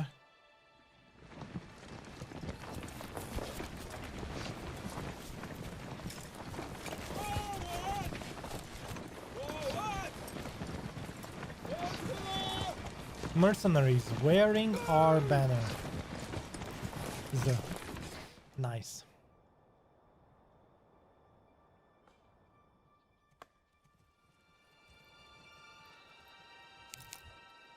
I'll just speed up a bit. So this is what I meant. 180. Now that we can deal with easily. We can keep this war going like this for like, I don't know, 2 years if we have to. Although we might have to just replenish once they are here. I mean, once the first battle is over and they died, we have to disband them, we have to reacquire them. All right. Let's align our priorities. Get ready, man. Today is the day. We're going to have to march together.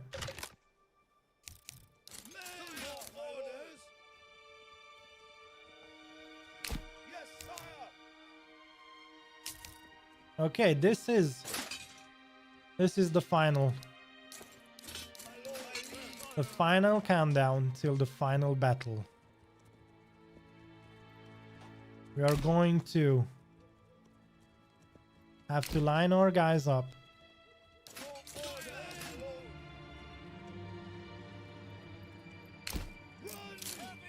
And then, like we mentioned before, our retinue are going to charge together with the entire army. We are going to clash. And it is going to be... Whoa, whoa, whoa, whoa, in before you save. Can you please not run? Thank you, game. And everyone is trying to go through the same little hole in the gate. but this is going to be very cool to see. Our people leaving for battle. Whoops. Women and children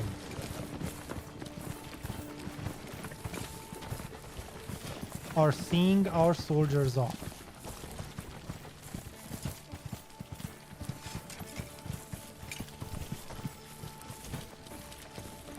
They are walking proudly through our tiny little village. This little village that could indeed show true power as one village of not more than 42 families and a total of 120 people. 126 to be exact. Has such a might that they will defeat the Baron, the evil rival Baron, once and for all, as they are taking one last tour of the village never knowing if they will ever see it again. Saluting the one true heir to the mountain pass, which is us. Look at our people as we see them off. And women and kids are throwing flowers at their feet, wishing them. Wow, nighttime looks so cool. Sorry for breaking immersion, but holy moly. As they are being seen off in the dead of night, they are lining up in the forest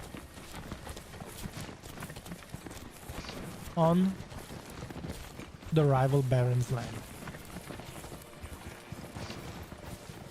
By the way, is it too dark for you guys on stream? Please help me with this one tiny little feedback. If anyone could just write in the chat, it would give me like a basis of how dark or light it is nighttime in the game. Because if nighttime looks good on stream, I might keep it for upcoming series to have it part of the immersion. Because holy moly, this looks so cool. I mean, if it would even have like northern aurora borealis, that would be even better. But come on, I'm asking for too much right now. But look at this. Look at the mist in the valley, and then the mountains surpassing, and then the clear sky as our soldiers are marching.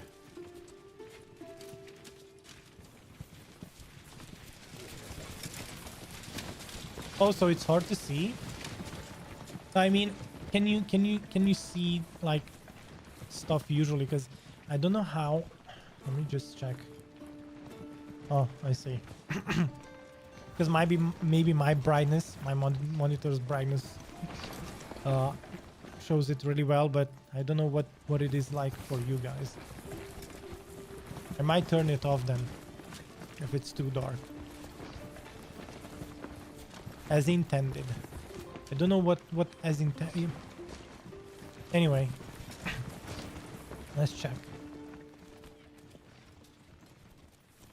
Wow.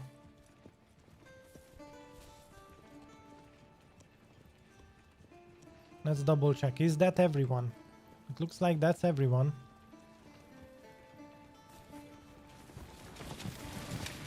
Side by side.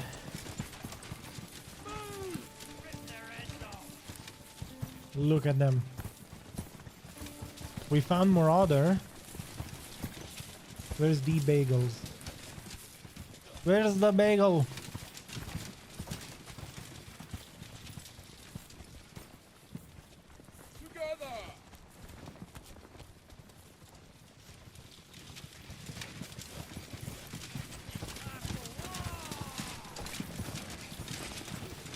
You might be screaming at the monitor right now, being like, dude, it's right there. He's right there. You don't see him? But no, I can't see him. Oh, this. Ah, there he is. There he is.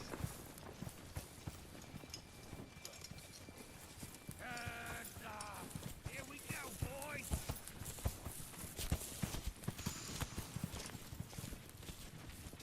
Oh my goodness. This is going to be a battle for the ages. Here we go, boys.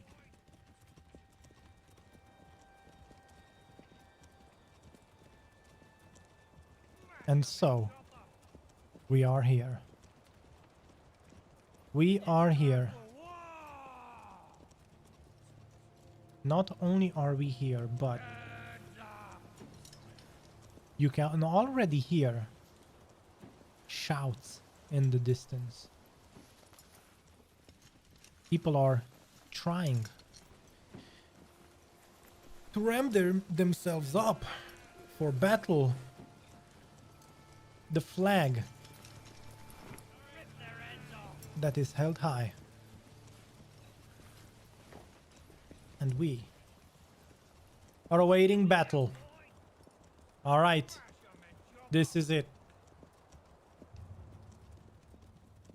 We need to officially lay claim to the land. And as part of our war ritual, we are going to be very kind to our opponent. We are going to offer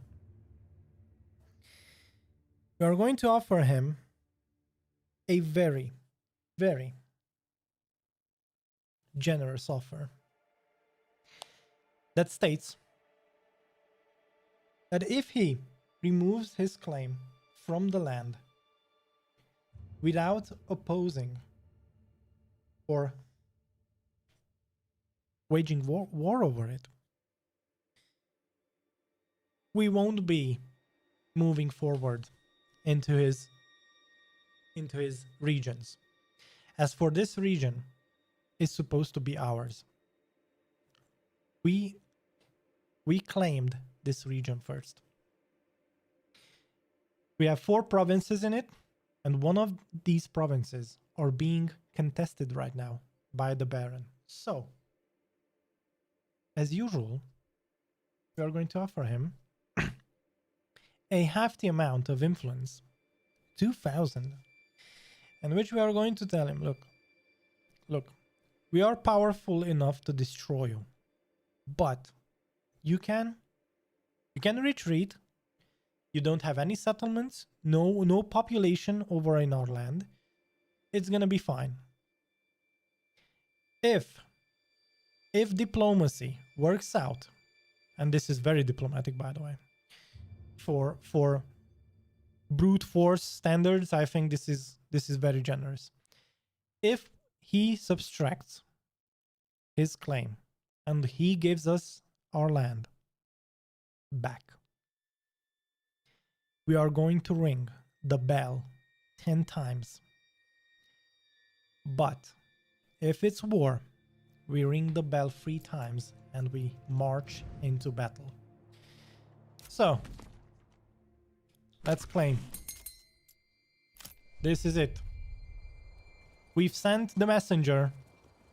We are awaiting a response. Everyone's sweating. We are all nervous. I am too. Someone's laughing. Some people, you know, it depends. Some people treat it. All right, the gauntlet has been thrown.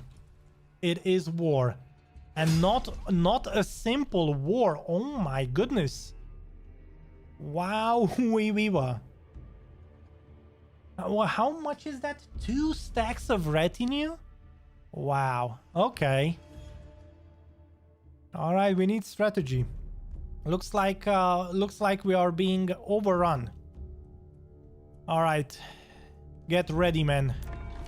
This is not a simple battle. This is not a mere battle. This is going to be an entire slaughterhouse if you don't do this right. So, the messenger came back. And today, we might die on the field.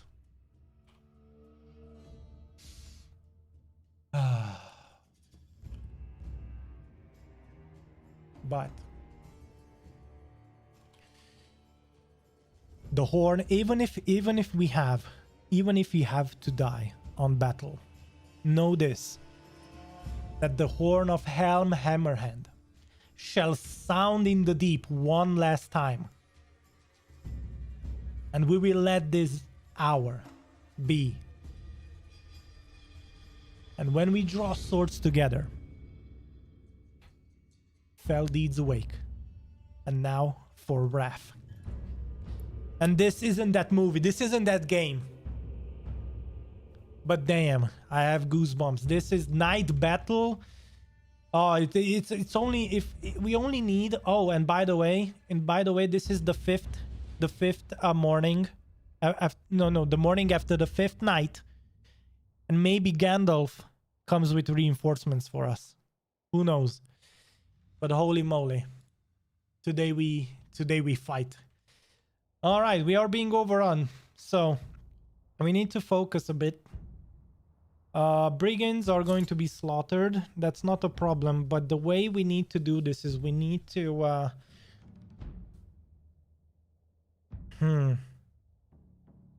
I'm gonna ignore the archers, although the archers can dash out a lot of damage in a very short term. Look, 1 2 3 4 5 6 7 archers.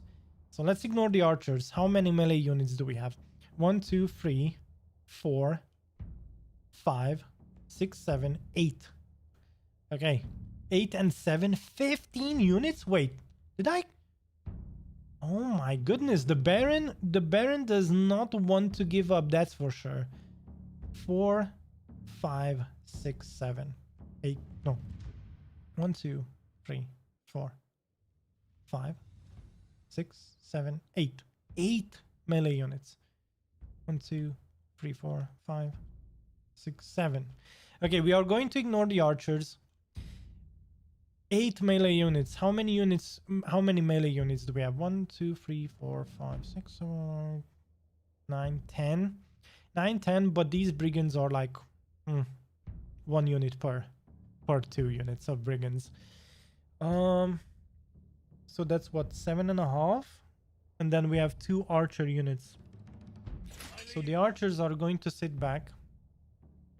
We are going to charge him. I think the best thing to do is charge first. And the retinue is going to have to charge first into the left flank retinue. And that has to happen before the other melee guys charge in. So we are going to put the archers here. We are going to bait with the archers some of the melee units if we can. We need to divide and conquer. All right, just like in ancient Rome. Okay, we need to divide these flanks. Okay. All right, some of them are repositioning, which is good. Okay, I need all the melee units.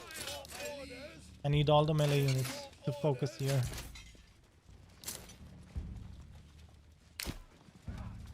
Okay, we are going to push forward and we are going to charge.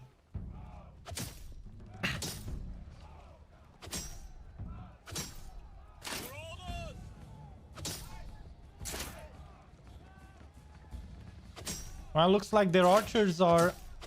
Are they sacrificing their archers? Looks like it.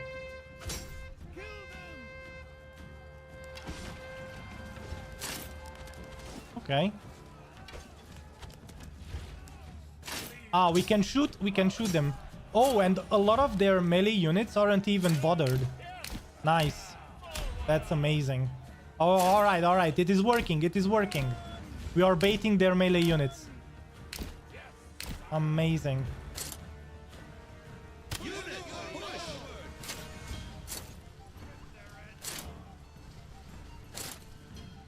Oh, this is not good.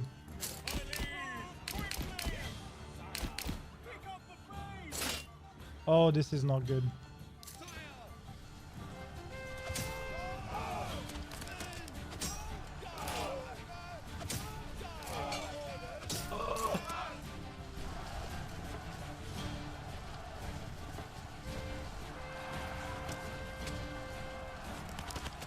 Okay, our retinue is really strong though, so that's good. Okay, let's keep them busy. Oh my god, they are broken. Okay, run. No. Just run. Give ground. Run. Yeah. Good. Keep their guys busy. Keep their guys busy. Oh my goodness. A lot of our guys are... Oh, my own mercenaries are giving up. That's not good.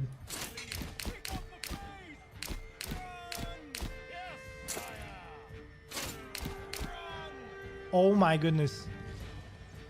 9 people are left. Wow. Oh boy. We are going to have to lick our wounds after this one, that's for sure. No more mercenaries this month. Wow. My retinue got wrecked. Guys, I think you died today. We will have to look for you.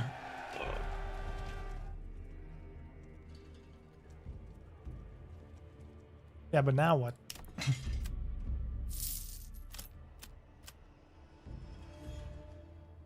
The question is, now what?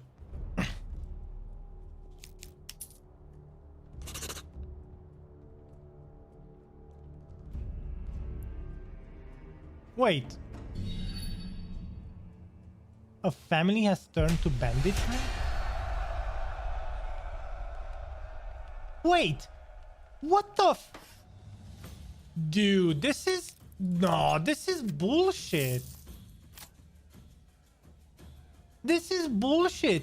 We were fighting for this land. Why is... What? Why is he pillaging the town next... Whoa. The game just froze for a second there. Oh my goodness.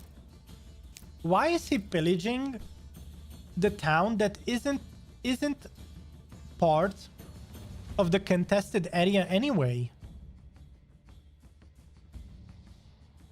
Oh, this is personal. What? Wow. Whoa, whoa. Look at this. Performance issues. Oh my goodness.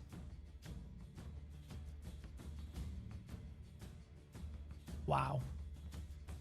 Well. Ain't this one of the most interesting ends?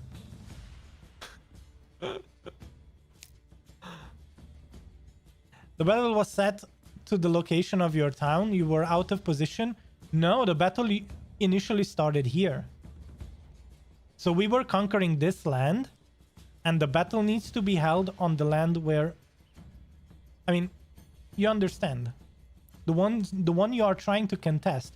And since I didn't have any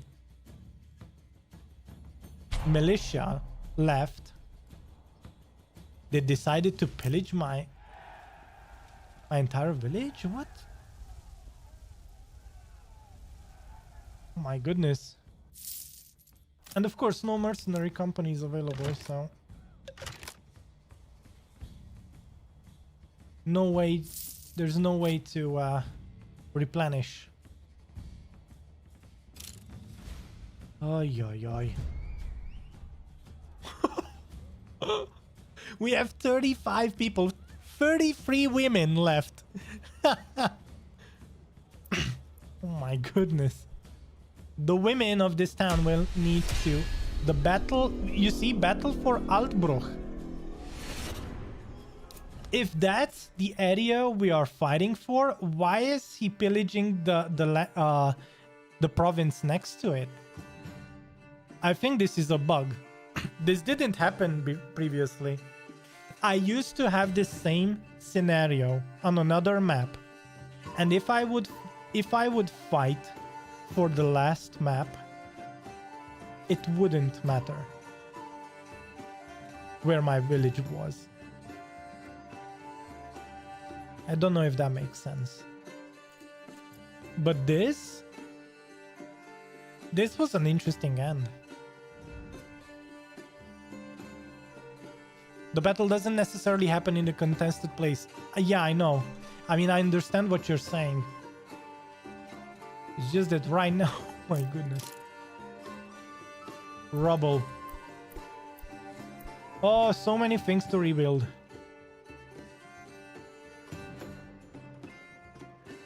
The battle just needs to start in the circle.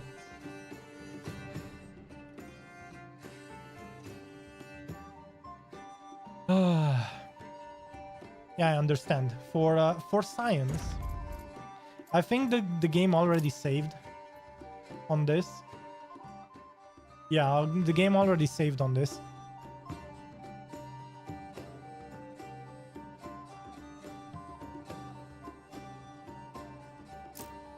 Wow. Oh my goodness, look at this. Wow. It was quite unfortunate because it seems like... so there are two things here. Yeah, I do understand what you guys are saying. There are two things here that happened. First of all, the Baron spawned in with two armies. The Baron spawned in with two armies, 2 stacks of retinue. Everything was doubled. That isn't necessarily the biggest of issue if you have a much... So this bug isn't a problem if you have a much bigger village. Because we used to have this battle before. And it didn't go this way. But this one time, man, this one time, not only did he spawn in with double the army, but he also pillaged my entire village. So what I'm going to do is we are going to save this game right here. You castle upon the hill, day 4. And I really want to see what happens if we claim his land again. Because to me it feels like he's going to continuously spawn in new armies. And I think something bugged out because he had double the armies. And also, if you buy up all... So previously, if I bought up all the mercenaries, he wouldn't have access to mercenaries and he wouldn't have this many people. My goodness. All right, let's yeah, see? This is what I'm talking about.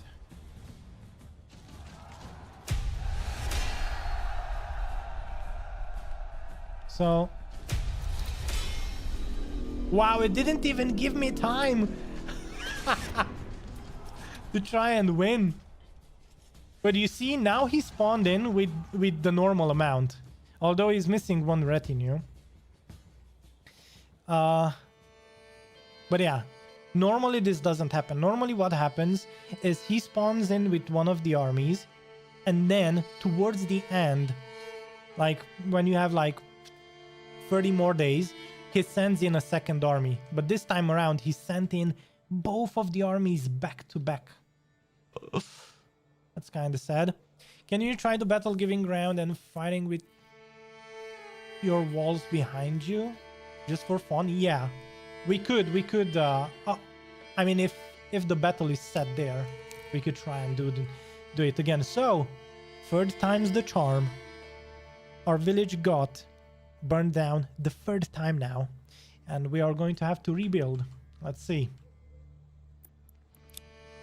Oh my goodness, the amount of things we have to rebuild, boy. Don't even know if I can click that many. We don't have food. We don't have nothing. Okay, the charcoal kilns are working. Awesome. I have to go one by one. We only have 27 families? Oh my goodness. Oh my goodness. We even lost the pig pens, but look at this. We have so much regional wealth. Just imagine, we have so much regional wealth that in a matter of a few weeks, we are going to rebuild everything. And we are going to be back to where we were. Just mark my words. Although we only have 30 families, somehow some of the families died entirely. Or they just turned bandits. Okay, this. Okay, how many are being rebuilt? Need to rebuild that. This. Oh boy.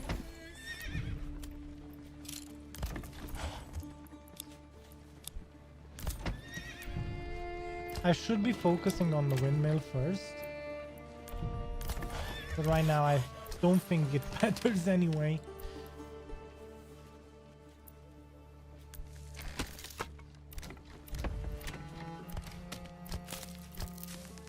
I think I clicked everything. Did I? Looks like I did click everything. Oh, the market stalls. Yeah, true.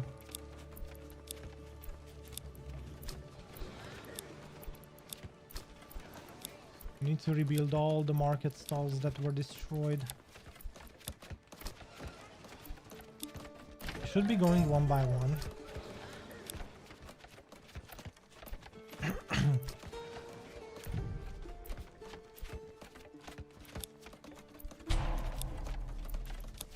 Don't worry, you're gonna eat when you when you rebuild everything. Oh my goodness.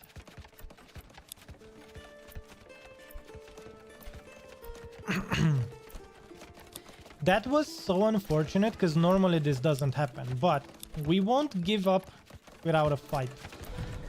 We will not give up without a fight, that's for sure.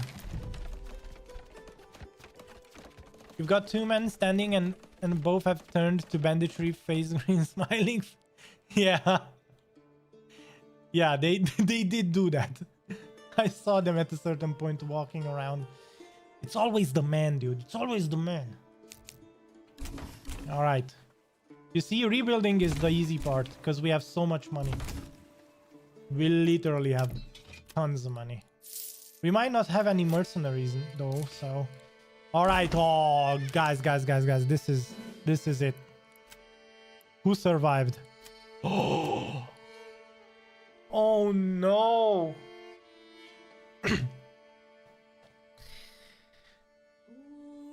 We were saddened.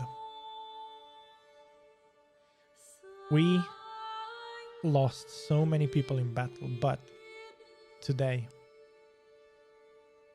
we need to allow ourselves to grieve. As Marauder and the Bagels got lost in battle. They are missing in action. We don't know if they are going to be coming back. But if we imagine hard enough, we could send out messengers and rehire them into our ranks. And all you need to do is, if you are watching on Twitch or on YouTube and you are a subscriber / follower, all you need to do is type in the color of your choice, the weapon of your choice, and you can become too a part of the true champions of the light. All right? You can too. Just like Marauder. Just like the Bagels. You can be here too. Now, we are going to have to wait for the messenger to return and see if Marauder and the Bagels are yet alive. And 07, by the way, thank you for subscribing and joining the chat. Make my pyre so grand the gods can see it from the stars. Will do, will do.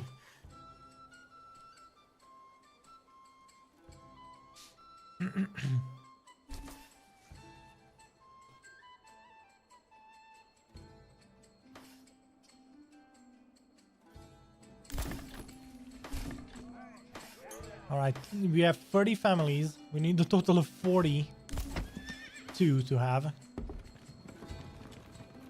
Family member joins. Everyone's unhappy. Oh boy.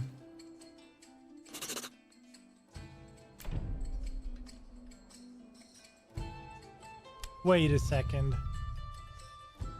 Oh my god, game. Are you kidding me? Are you serious?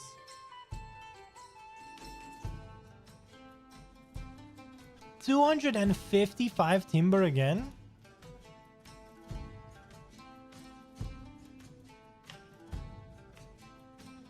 Oh my god.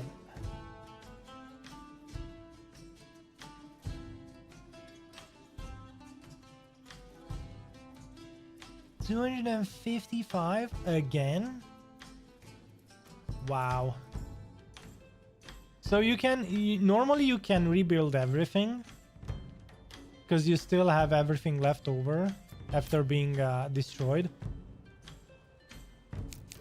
Oh my goodness.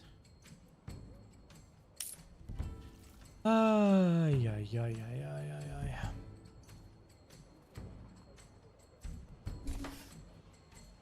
I mean, one thing that we could do is we could load up an earlier save and reattempt this battle.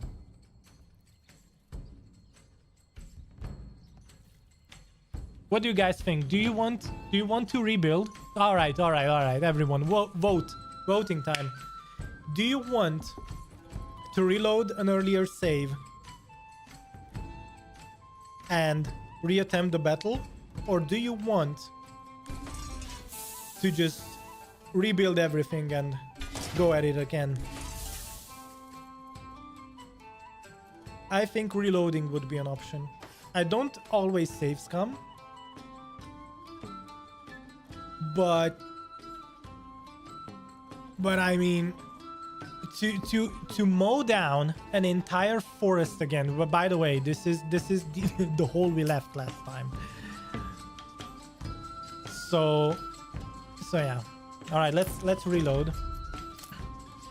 Oh my goodness, but I think I didn't save before the battle, so we would have to probably reload from the very beginning. All right, let me speed up the game.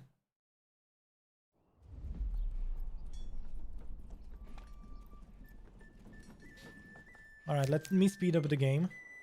I mean, we have everything we need. The only thing that we need to redo is retake this land.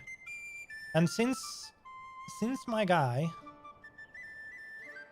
Okay, let's do this real quick. Oh no, yeah.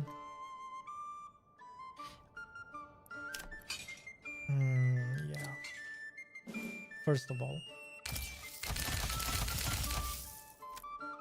before we make the same mistake again.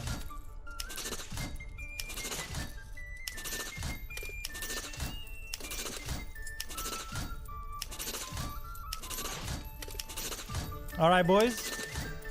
Armor color. Oh, so we have Marauder over here.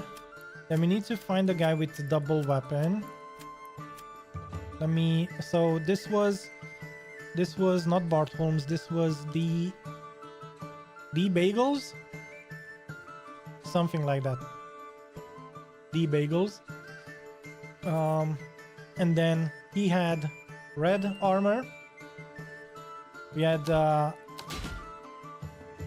white stripe shield and a sword. Good. That's the Bagel sorted. 07. Do you want a color of... Do you want to become a true champion of the light? Choose a weapon. Choose a color. We can set it up now. We need mercenaries. Mercenaries. Where are they? All right, sign the contracts.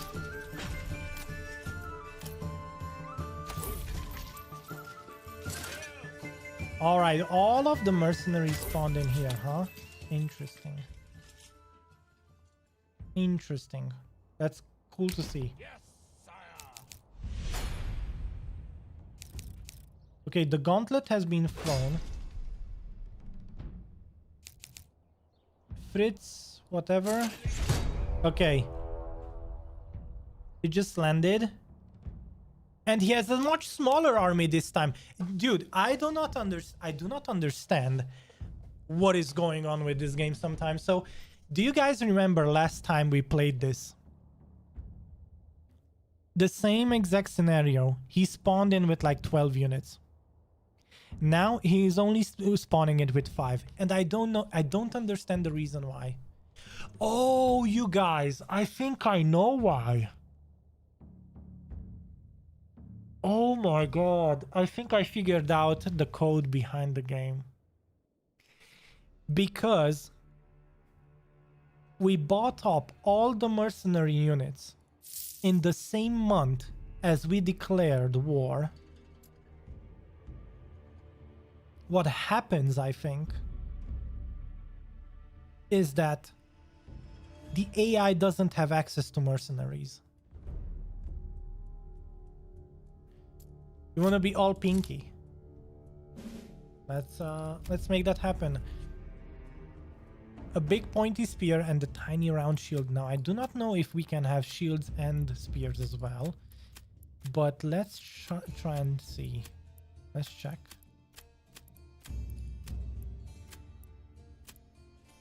Okay, we have this guy. You probably want a cool helmet like this one or that one. Yeah. Then you said a tiny buckler. This one. You want to make it pink. Is it full pink? Full pink. You want to be full pink? You can be full pink. We live in that world if you want to be. I'm not even gonna give it a white stripe or anything. I think this looks perfect. Although this outer edge... Wait. I thought that outer edge would be... No, it doesn't influence it. I don't know what it does. Anyway, let's see the weapon. Well, you don't have spears. We don't have spears for you. But you could become a spear guy without a shield. Well, what do you want? Do you want to change the weapon or do you want to become a spear guy? Because spear guys we have plenty of. Like, look at this.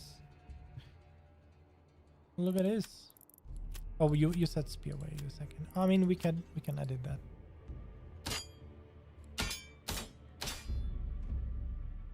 I can't even see the tip.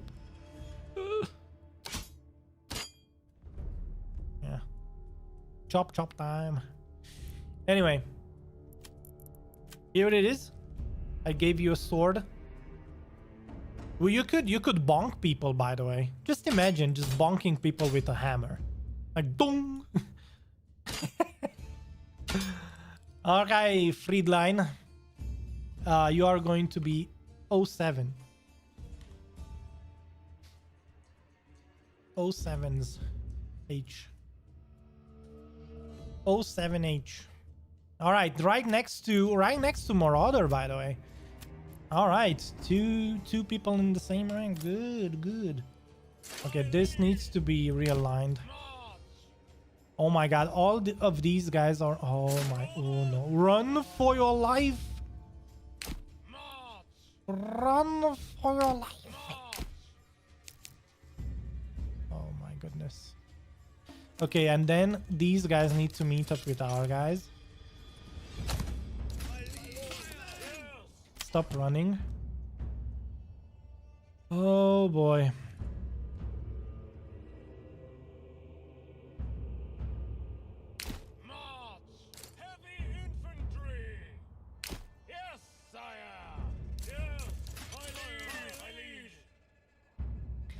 I don't know how far we have to come. But it might be far enough. No.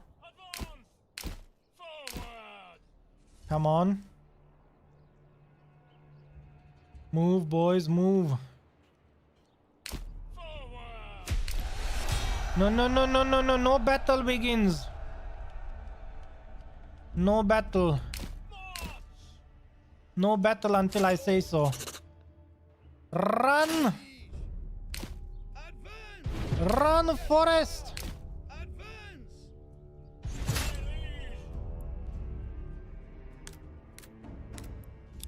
A message, we are going to ignore this. We are going to try and re-roll what we got ourselves into previously.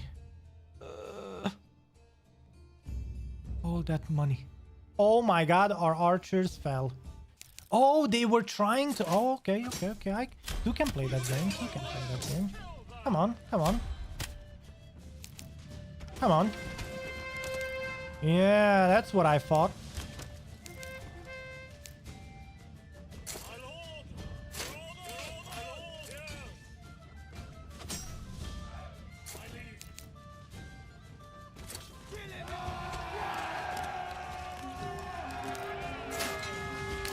Yeah.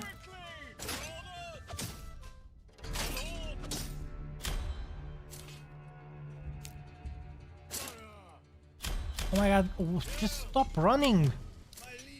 Stop running. Why are you running? Stop running. Thank you. Okay, I'm just gonna speed this up so that we can get back to where we were.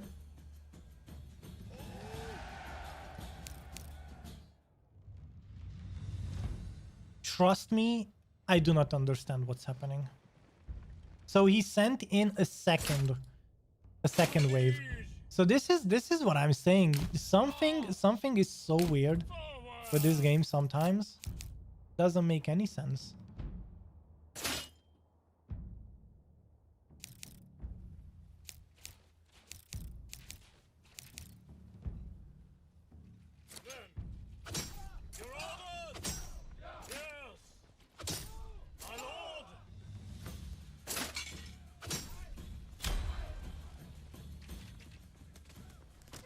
Alright, boys, in you go.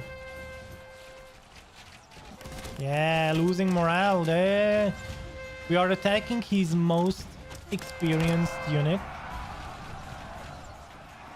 Looks like the brigands behind, they didn't even attack with those guys. Oh my god.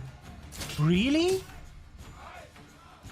Wow, one of his units got so demoralized from the archers. Oh my god, this is amazing. Look how fast they are breaking. Oh my goodness. Which of my units is so overpowered in suppressing morale? Which of the units is so... Look at this.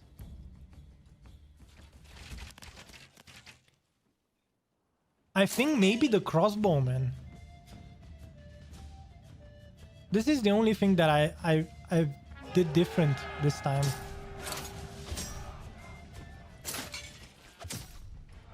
Okay, you can stop running. Good. And maybe you should spread out. How about that? Wowie weaver. Wowie weaver. Our crossbowmen literally wrecked the entire enemy's morale. I never thought they were so good. I thought they were just normal archers. It's not the damage that they did. It's how fast they broke the morale of the enemy. It's my pink shield that's demoralizing. Demoralizing the enemy, huh? Yeah. It has to. Oh my goodness. Alright, let's disband the units. Let's send these guys back home. It looks like our retinue is quite fine. Okay, scenario number 2. We stay in. Okay, so this is gonna be strategy number 2. We stay in within the walls of the manor, and we try to defend that way. What do you guys think? So just like 07H suggested, we should probably try and defend. Just give ground, fall back within the walls, and go from there. So we should probably just stack up on them here at the main gate. And maybe have 1 or 2 units scouting or defending the other entrance. All right. So nobody of our true champions of the light died. Everyone's well and all. We need to replenish our villagers, which is gonna be 1 or 2 months, and then we can reattempt this.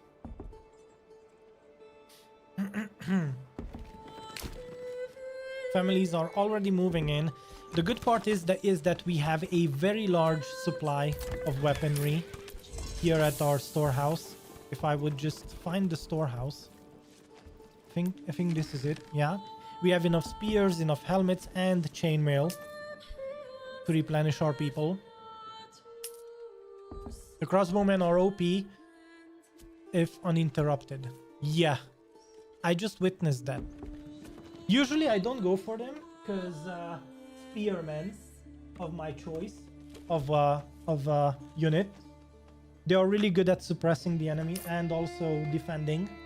And the more you have, the better it is. But I think crossbowmen are really good for our current strategy because we don't have enough spear militia. So I am going to keep cycling through the brigands till we get the crossbowmen again. Brain. Till we get the crossbowmen again.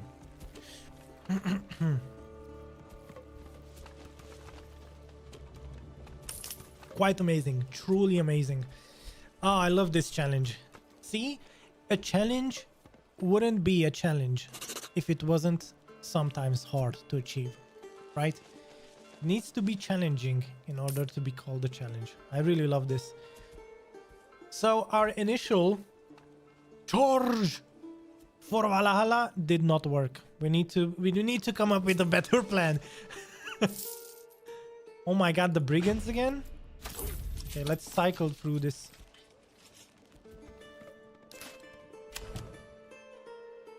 Come on. Give me the crossbowman. That's what I would like to see. Oh man, that would be amazing. Oh, we still have the 4 families that we started out with. Excuse me. Yeah, that's more like it. And then we have 1 more family to spare somewhere.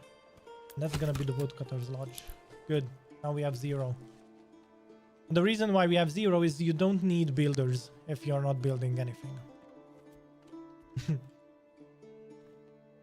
Alright, so right now I'm going to save the game. We are going to override this one. But yeah.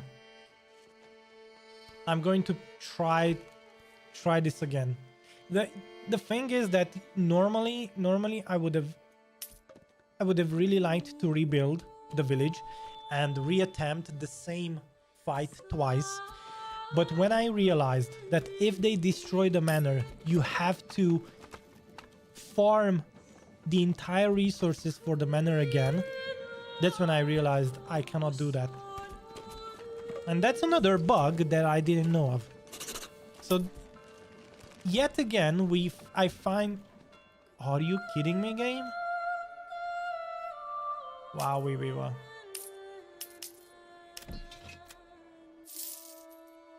Wow, we were.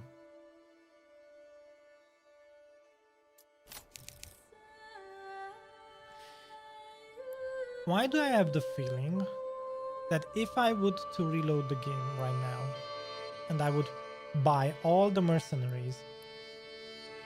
So if I accept, let's theory craft this. I accept. Okay, I accept. We are going to reload the game in a second. I accept. I want to see his army. Did he buy? Yeah, he did. Okay. He bought the mercenaries. And then he also spawned in with his, I don't know, militia and retinue, most probably. Yeah, this looks like his...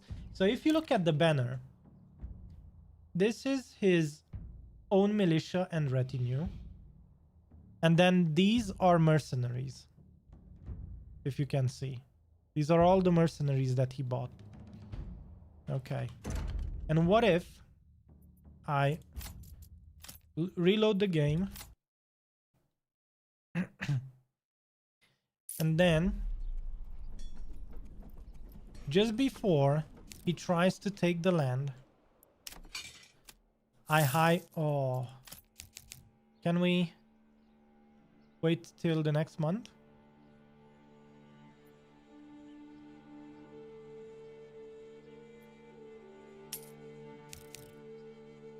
Oh, it's June 23rd. Come on, we need to replenish. Come on.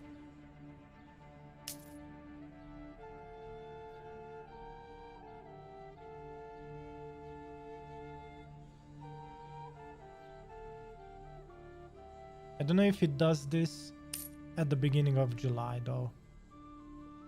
That's my concern for the AI. Yeah, he did this literally as it turned to 1st of July. And I think he already... No, he didn't buy. Oh, boy. All right. Okay, you guys are going to literally book it to here. And you too. You too. So we are going once again. We are being attacked, which is quite interesting. Because previously it happened much later in the game, but no problem. We can deal with this, right?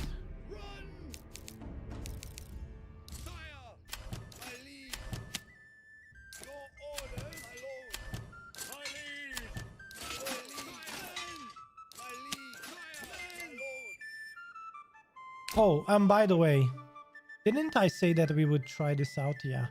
We need to put our men here. And then I want both the crossbowmen to stay somewhere here. Don't know if they can... I do not know if they can... Are you kidding me? Are you kidding me? Just go through it.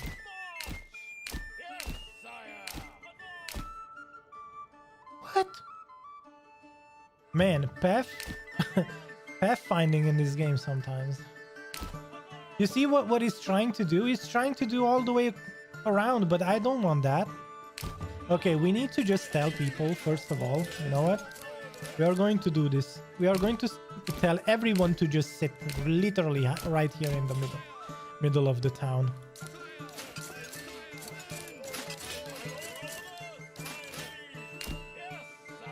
There we go. There we go.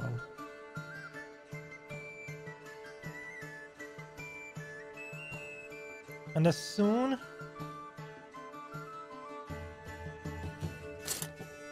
as they are close enough, we are going to counter-claim it. Last time he had a double stack of... Yeah. He had a double stack. Oh, no. He didn't have a double stack on the battle for Earl Bart. But he did have a double retinue for the fight over here. We are going to try and go within the walls of our manor and see if that works well.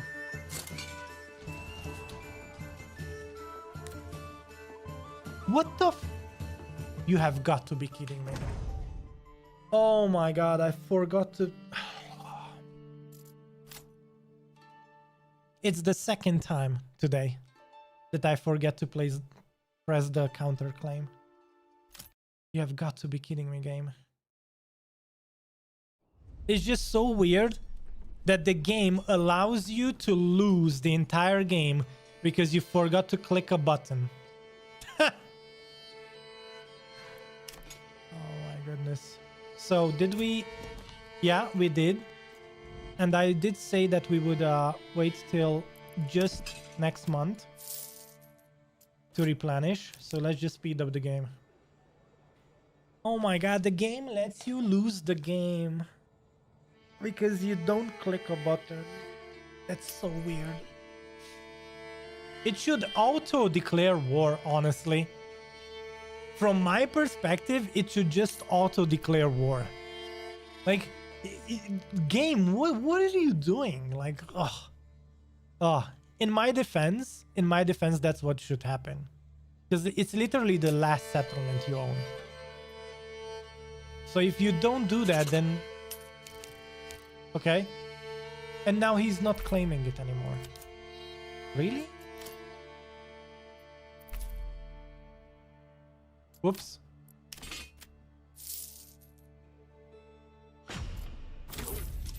Oh, now we're not getting the you-know-what anymore.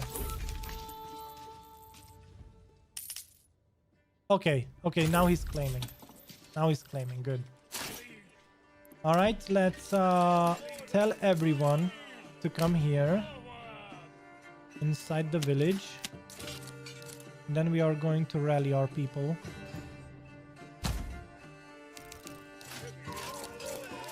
Everyone should stop running and just stay inside the village. Alright, I'm keeping my eye on this now.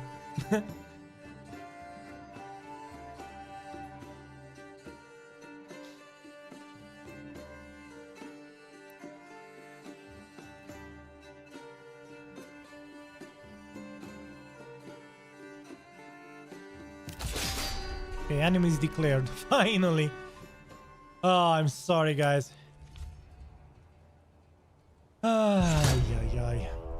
Alright, so now... Okay, now I understand. You see? Now he only has 5 units. Because we literally, this month, it was this month when we bought all the mercenaries, so he didn't have access to off-map mercenaries. Because this is weird. When I wanted to buy more mercenaries as the battle for Middle-earth went on... Oh wait, this isn't that game. What happened is I didn't have access to any mercenaries. But all of a sudden, he had access to like 12 units of mercenaries. As you can see, this is all his militia and retinue right now. So looking at the white flag to the right, that's his militia. Okay. All right. Okay, so the archers. Oh wait, where are my archers? All the way over back here. Okay. Well, no problem. We are going to set one of the archers here. We're going to face them that way. And then we are going to set up our own... We're going to set up the mercenaries just at the entrance. And we are going to just, you know, make it a bloodbath, you know? I mean, it just has to be done. Some things just have to be done. Sometimes you can't... Alright, you guys want to be on the first line? You want to be the first line of defense? Nah, I'm not gonna put you there, guys. Nah, I'm not that type of guy, you know? We have Marauder. The stakes are higher and higher. The more champions of the light we have, the stakes are getting higher and higher. Just imagine. Now we are also starting to have like D-Bagels, 07, Marauder, and everyone who's tuning in. If you want to become a true champion of the light, all you have to do is just choose the color and weapon of your choice, whatever you want. Type it in the chat, come say hi, have a chat with us, and we're gonna go from there. All right, as these guys are the battle is gonna be long gone. Yeah, the battle is set. It's literally over. Leuterflucht.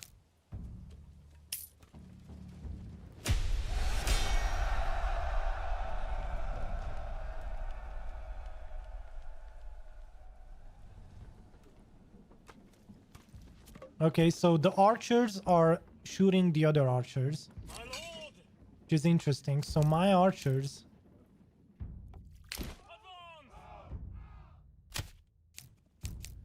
are dying faster than their archers, which is weird. That's...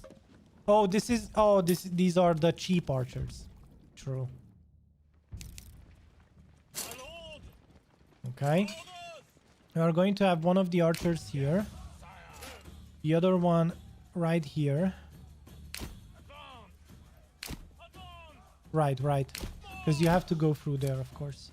And then we are going to have some brigands protect thine anus. Because we don't want to get effed.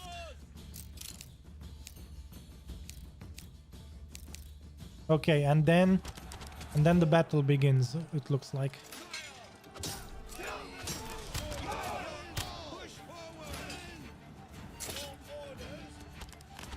Okay, looks like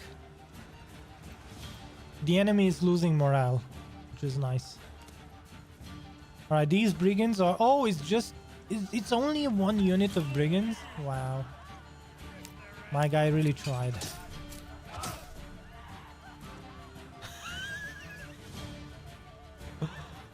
Wait, why are they... What are they doing?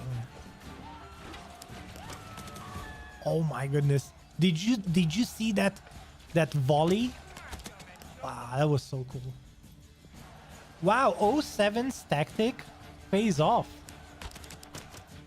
Well, 07 to you, sir.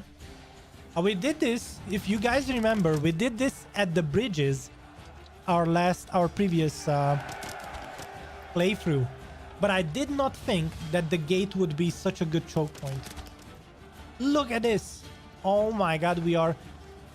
That's why spearmen, and this is literally why spearmen are much better than light infantry.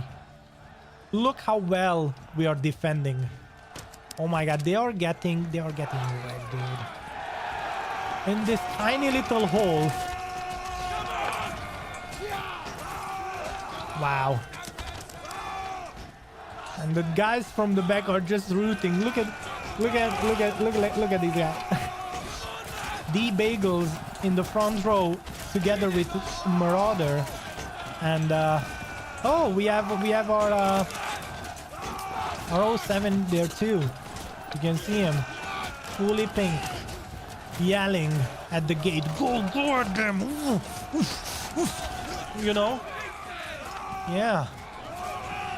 Oh my goodness. I don't think they are losing morale, they are just dying. Literally, we are cleaning them up.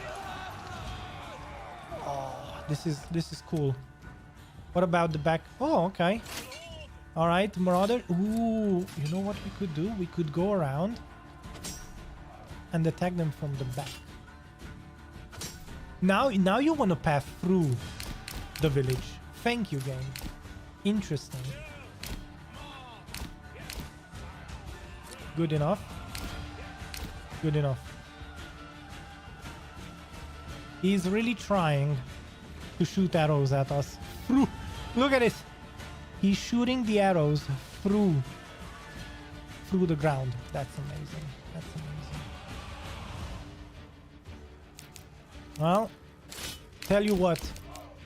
Even with wall hacks, I'm still gonna beat your ass. AI. No. There we go. There we go. Oh man, this is one of the best things ever. Okay, let's mow these guys down.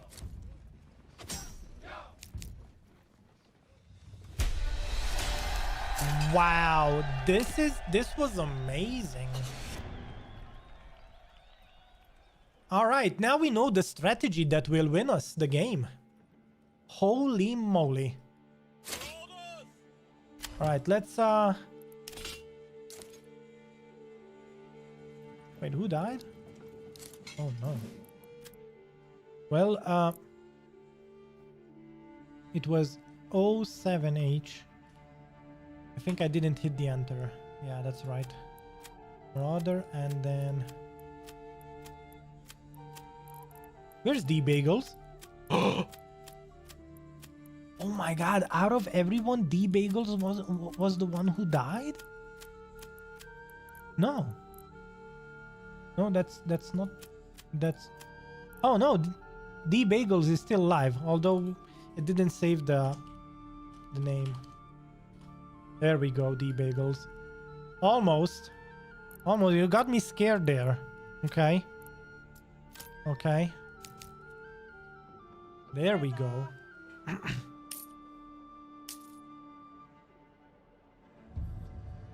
Oh, we have 50. I see. If you're wondering what I mean is we have 50 bodies to bury. So we need to bring all those guys to the corpse pit. All right.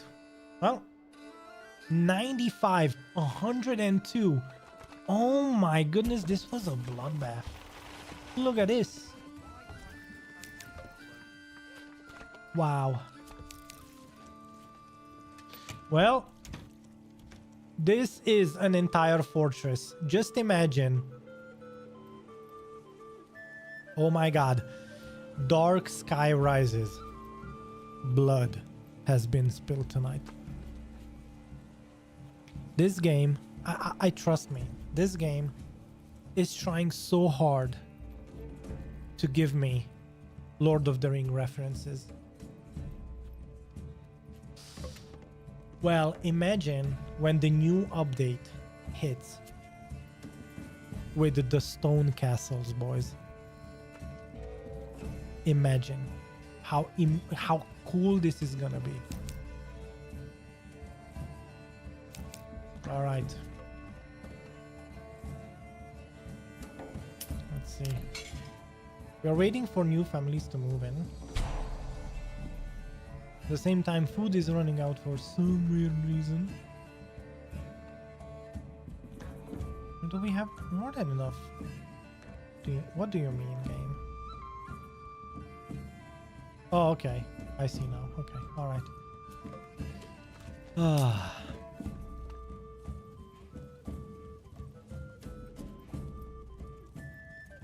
When stone castles are going to be a thing, this is gonna be so much better.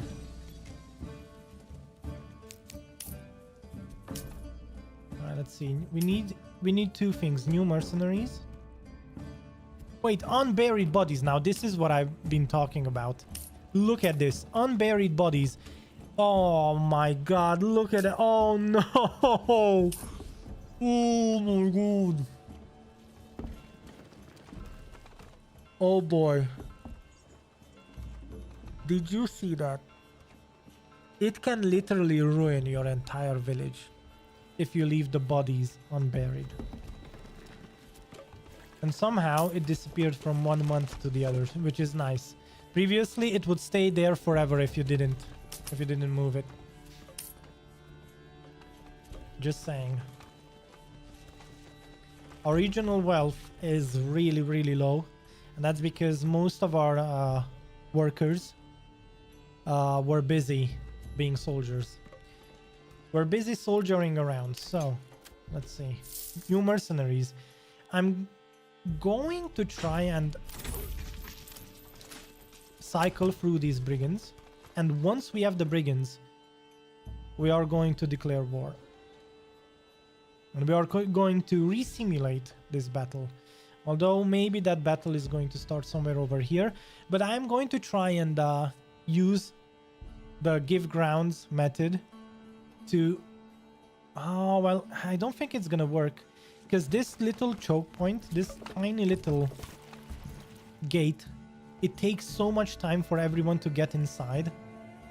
Oh, I could kite. You know what? We could kite. That is true. That is true.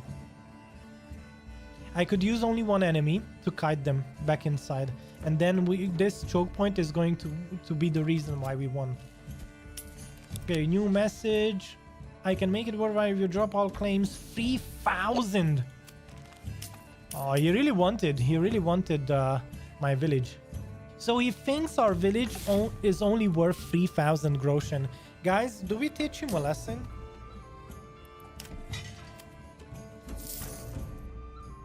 Oh no. Where are the crossbowmen now? I wanted the crossbowmen. Those are the guys. Those are the guys. I don't even know which one I want to hire now. Okay, let's hire this one and dismiss them. So what we are doing right now is we are cycling through mercenaries to get the crossbowmen, to get a chance at getting the crossbowmen.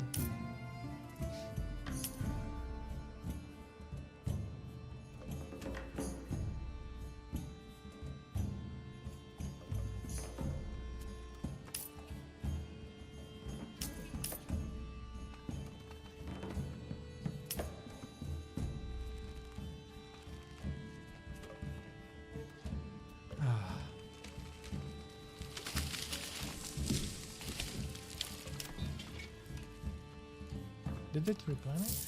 No, not yet. All right. Oh, I didn't even realize that we went past the 3-hour mark for 17 minutes. All right, soon, TM. We're going to do this. And we are going to be headed into the next challenge. I thought that we are going to finish much earlier, and I wanted to fish for a few possible challenge maps with you guys, because the next challenge is going to be trading related. It is going to be a city building challenge, not necessarily a combat or war waging challenge. But right now, let's see. It's 31st. Okay, 1st of November. Okay, crossbowmen.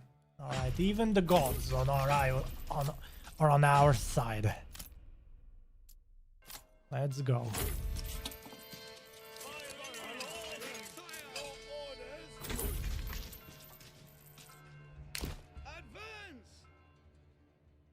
Okay, this needs to happen ASAP.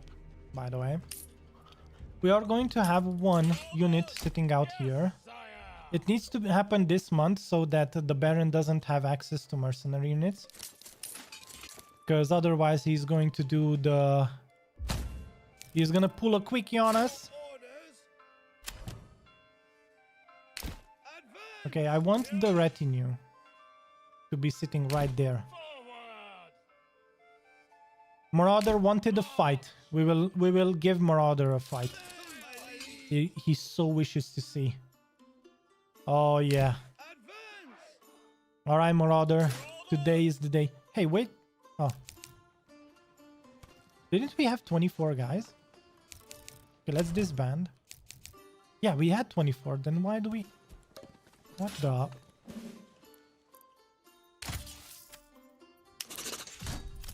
Okay, let's rally them again. Okay. Now it's fine. I had the feeling that we had all the people there, but no. No problem.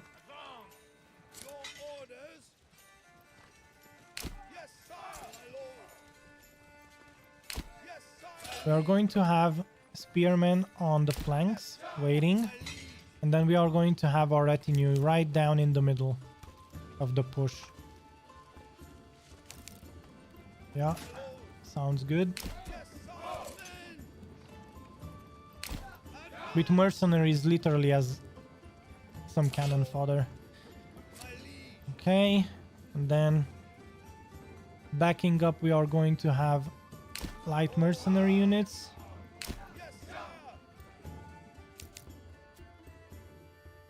Where are the other guys? Oh, they are joining in. Good.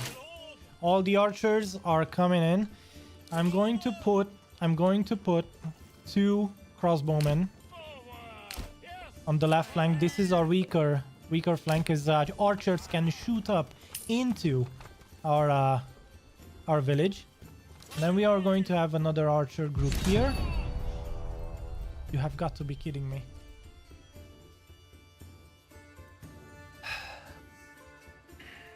Okay.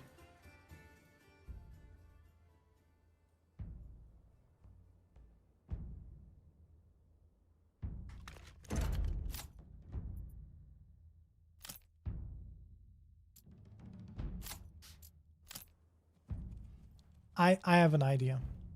I truly think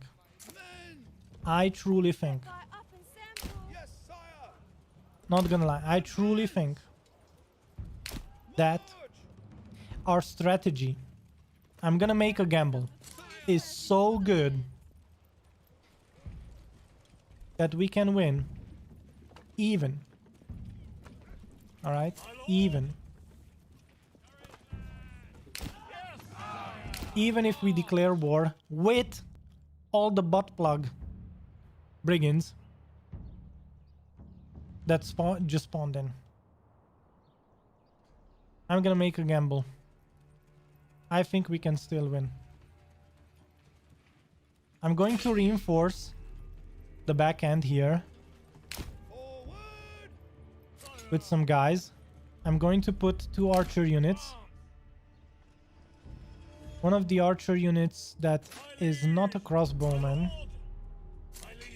is going to stay right here in the back with the other 2 units.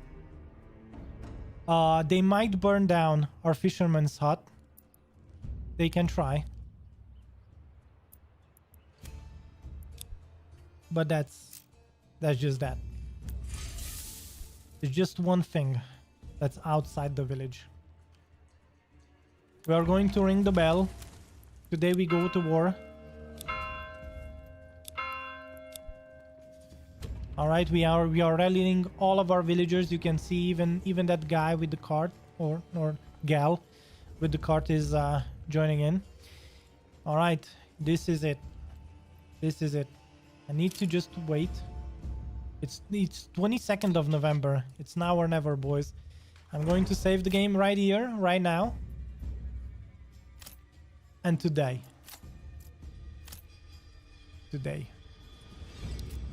We go to war.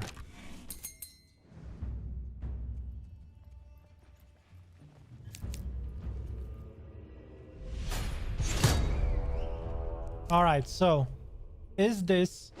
are these mercenaries? No. So as you can see, he doesn't have money for mercenaries right now.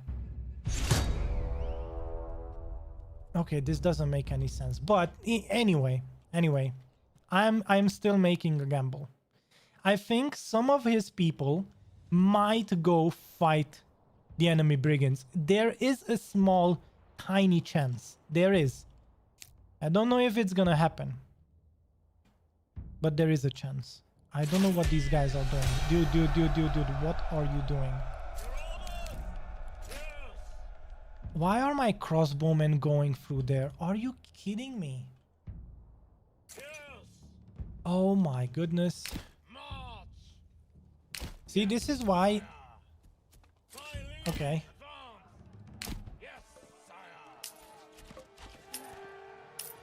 And now, does this tactic work? Is the question. Alright, get stuck in, boys. Get stuck in.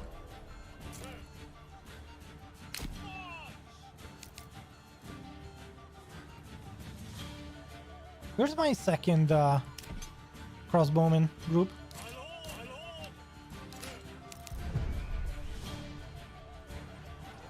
What is going on? Oh, there they are. Good.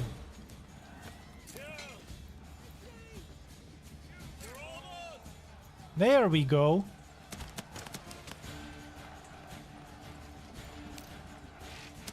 Oh my goodness. Where are the brigands? The brigands are right there.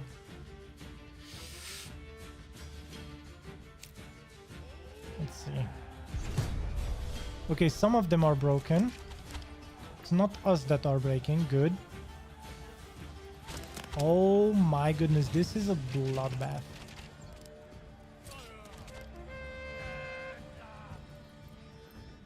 Wow. Of course, I'm making a huge gamble right now. And I see more brigands trying to flank us. But they just can't do it. Look at this. Oh my goodness. Oh, the crossbowmen. The crossbowmen are doing the damage. Are dealing so much damage.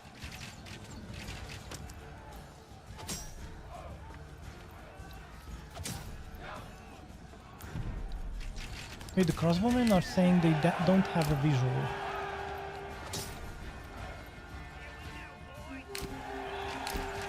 Oh my goodness, they are going back. There and back again, a hobbit's tale, boys. Wow, we were.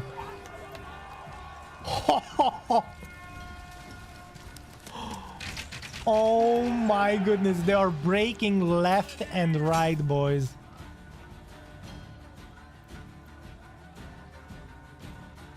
And look, we even have people here in the back row. All right, stack up on them, stack up on them. Don't let them enter.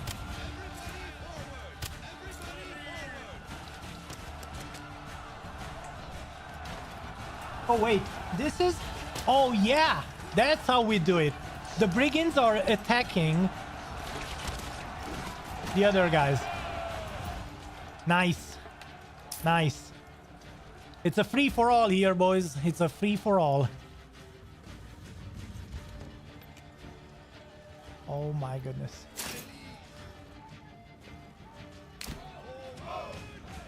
Actually, that's not how I should have done it.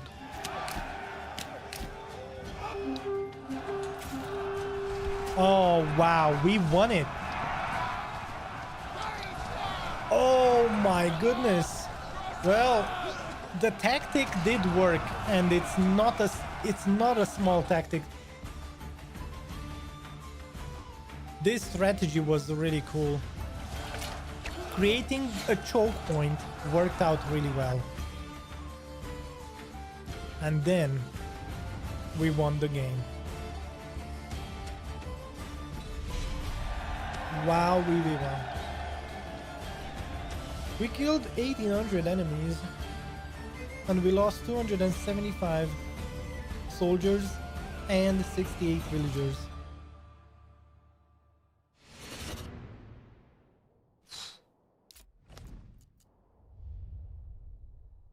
Of course peace declared because there's no more land. We still have some brigands to take care of, but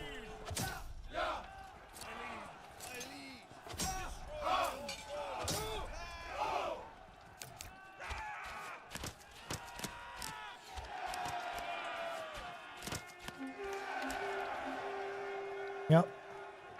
And finally, the brigands give up too. Wow, we won. And all of the traders are waiting for their turn to enter the village. Oh my goodness. Ah.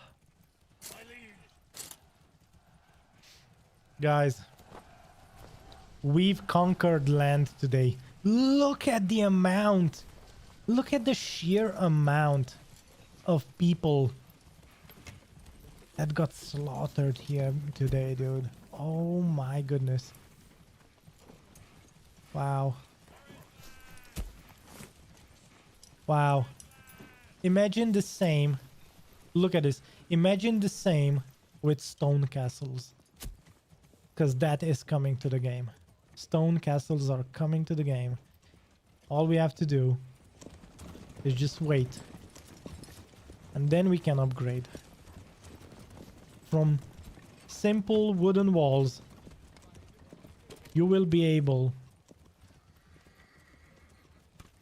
to create entire walls. I mean, imagine if this wooden wall here would have been made out of stone. Wow, we won. Today, we won the scenario. It took us burning down the village a third time. But wow, we won. This is such a cool view.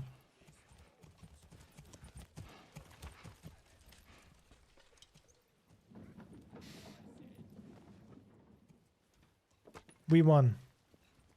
Guys, thank you for tuning in. Thank you for being here. Now I can safely say that the next challenge is going to be a trading challenge on the Winding Rivers map. We are going to do a city building challenge where we are going to try and build an entire city around the main river in Manor Lords. Last time we did a tiny village challenge on the Winding River map. It was 30 burgage plots, we had 3 bridges, and we had a village split in 2 by the main river. But next time, we are going to be building an entire city that is going to be governing the entirety of the map in Manor Lords. That challenge is going to start on Thursday. As for tomorrow, we are going to be back at streaming with Stone Shard, where we are going to start out a glass cannon challenge with one of the main characters in the game, a dwarf that is going to be a berserking Viking, jumping at things with a double axe and a thirst for blood. So guys, stay tuned. All you have to do is subscribe. Thank you for being here. Thank you for joining in today. And thank you for considering your memberships and subscriptions over on Twitch as well. So I will be seeing you tomorrow afternoon. And then the next Manor Lords challenge is going to be held on the Winding Rivers map on Thursday with a trading challenge. Now I'm going to announce exactly what we are going to be trying to achieve within our trading. But as for the city building, we are going to make provinces, and we are going to make those provinces into districts within our grand city. So I will see you then. Then I will see you tomorrow. That's what I meant. And yeah, we will go from there. Thank you guys for tuning in. Thank you guys for being here. Frankie signing out. Have a great one. Bye-bye.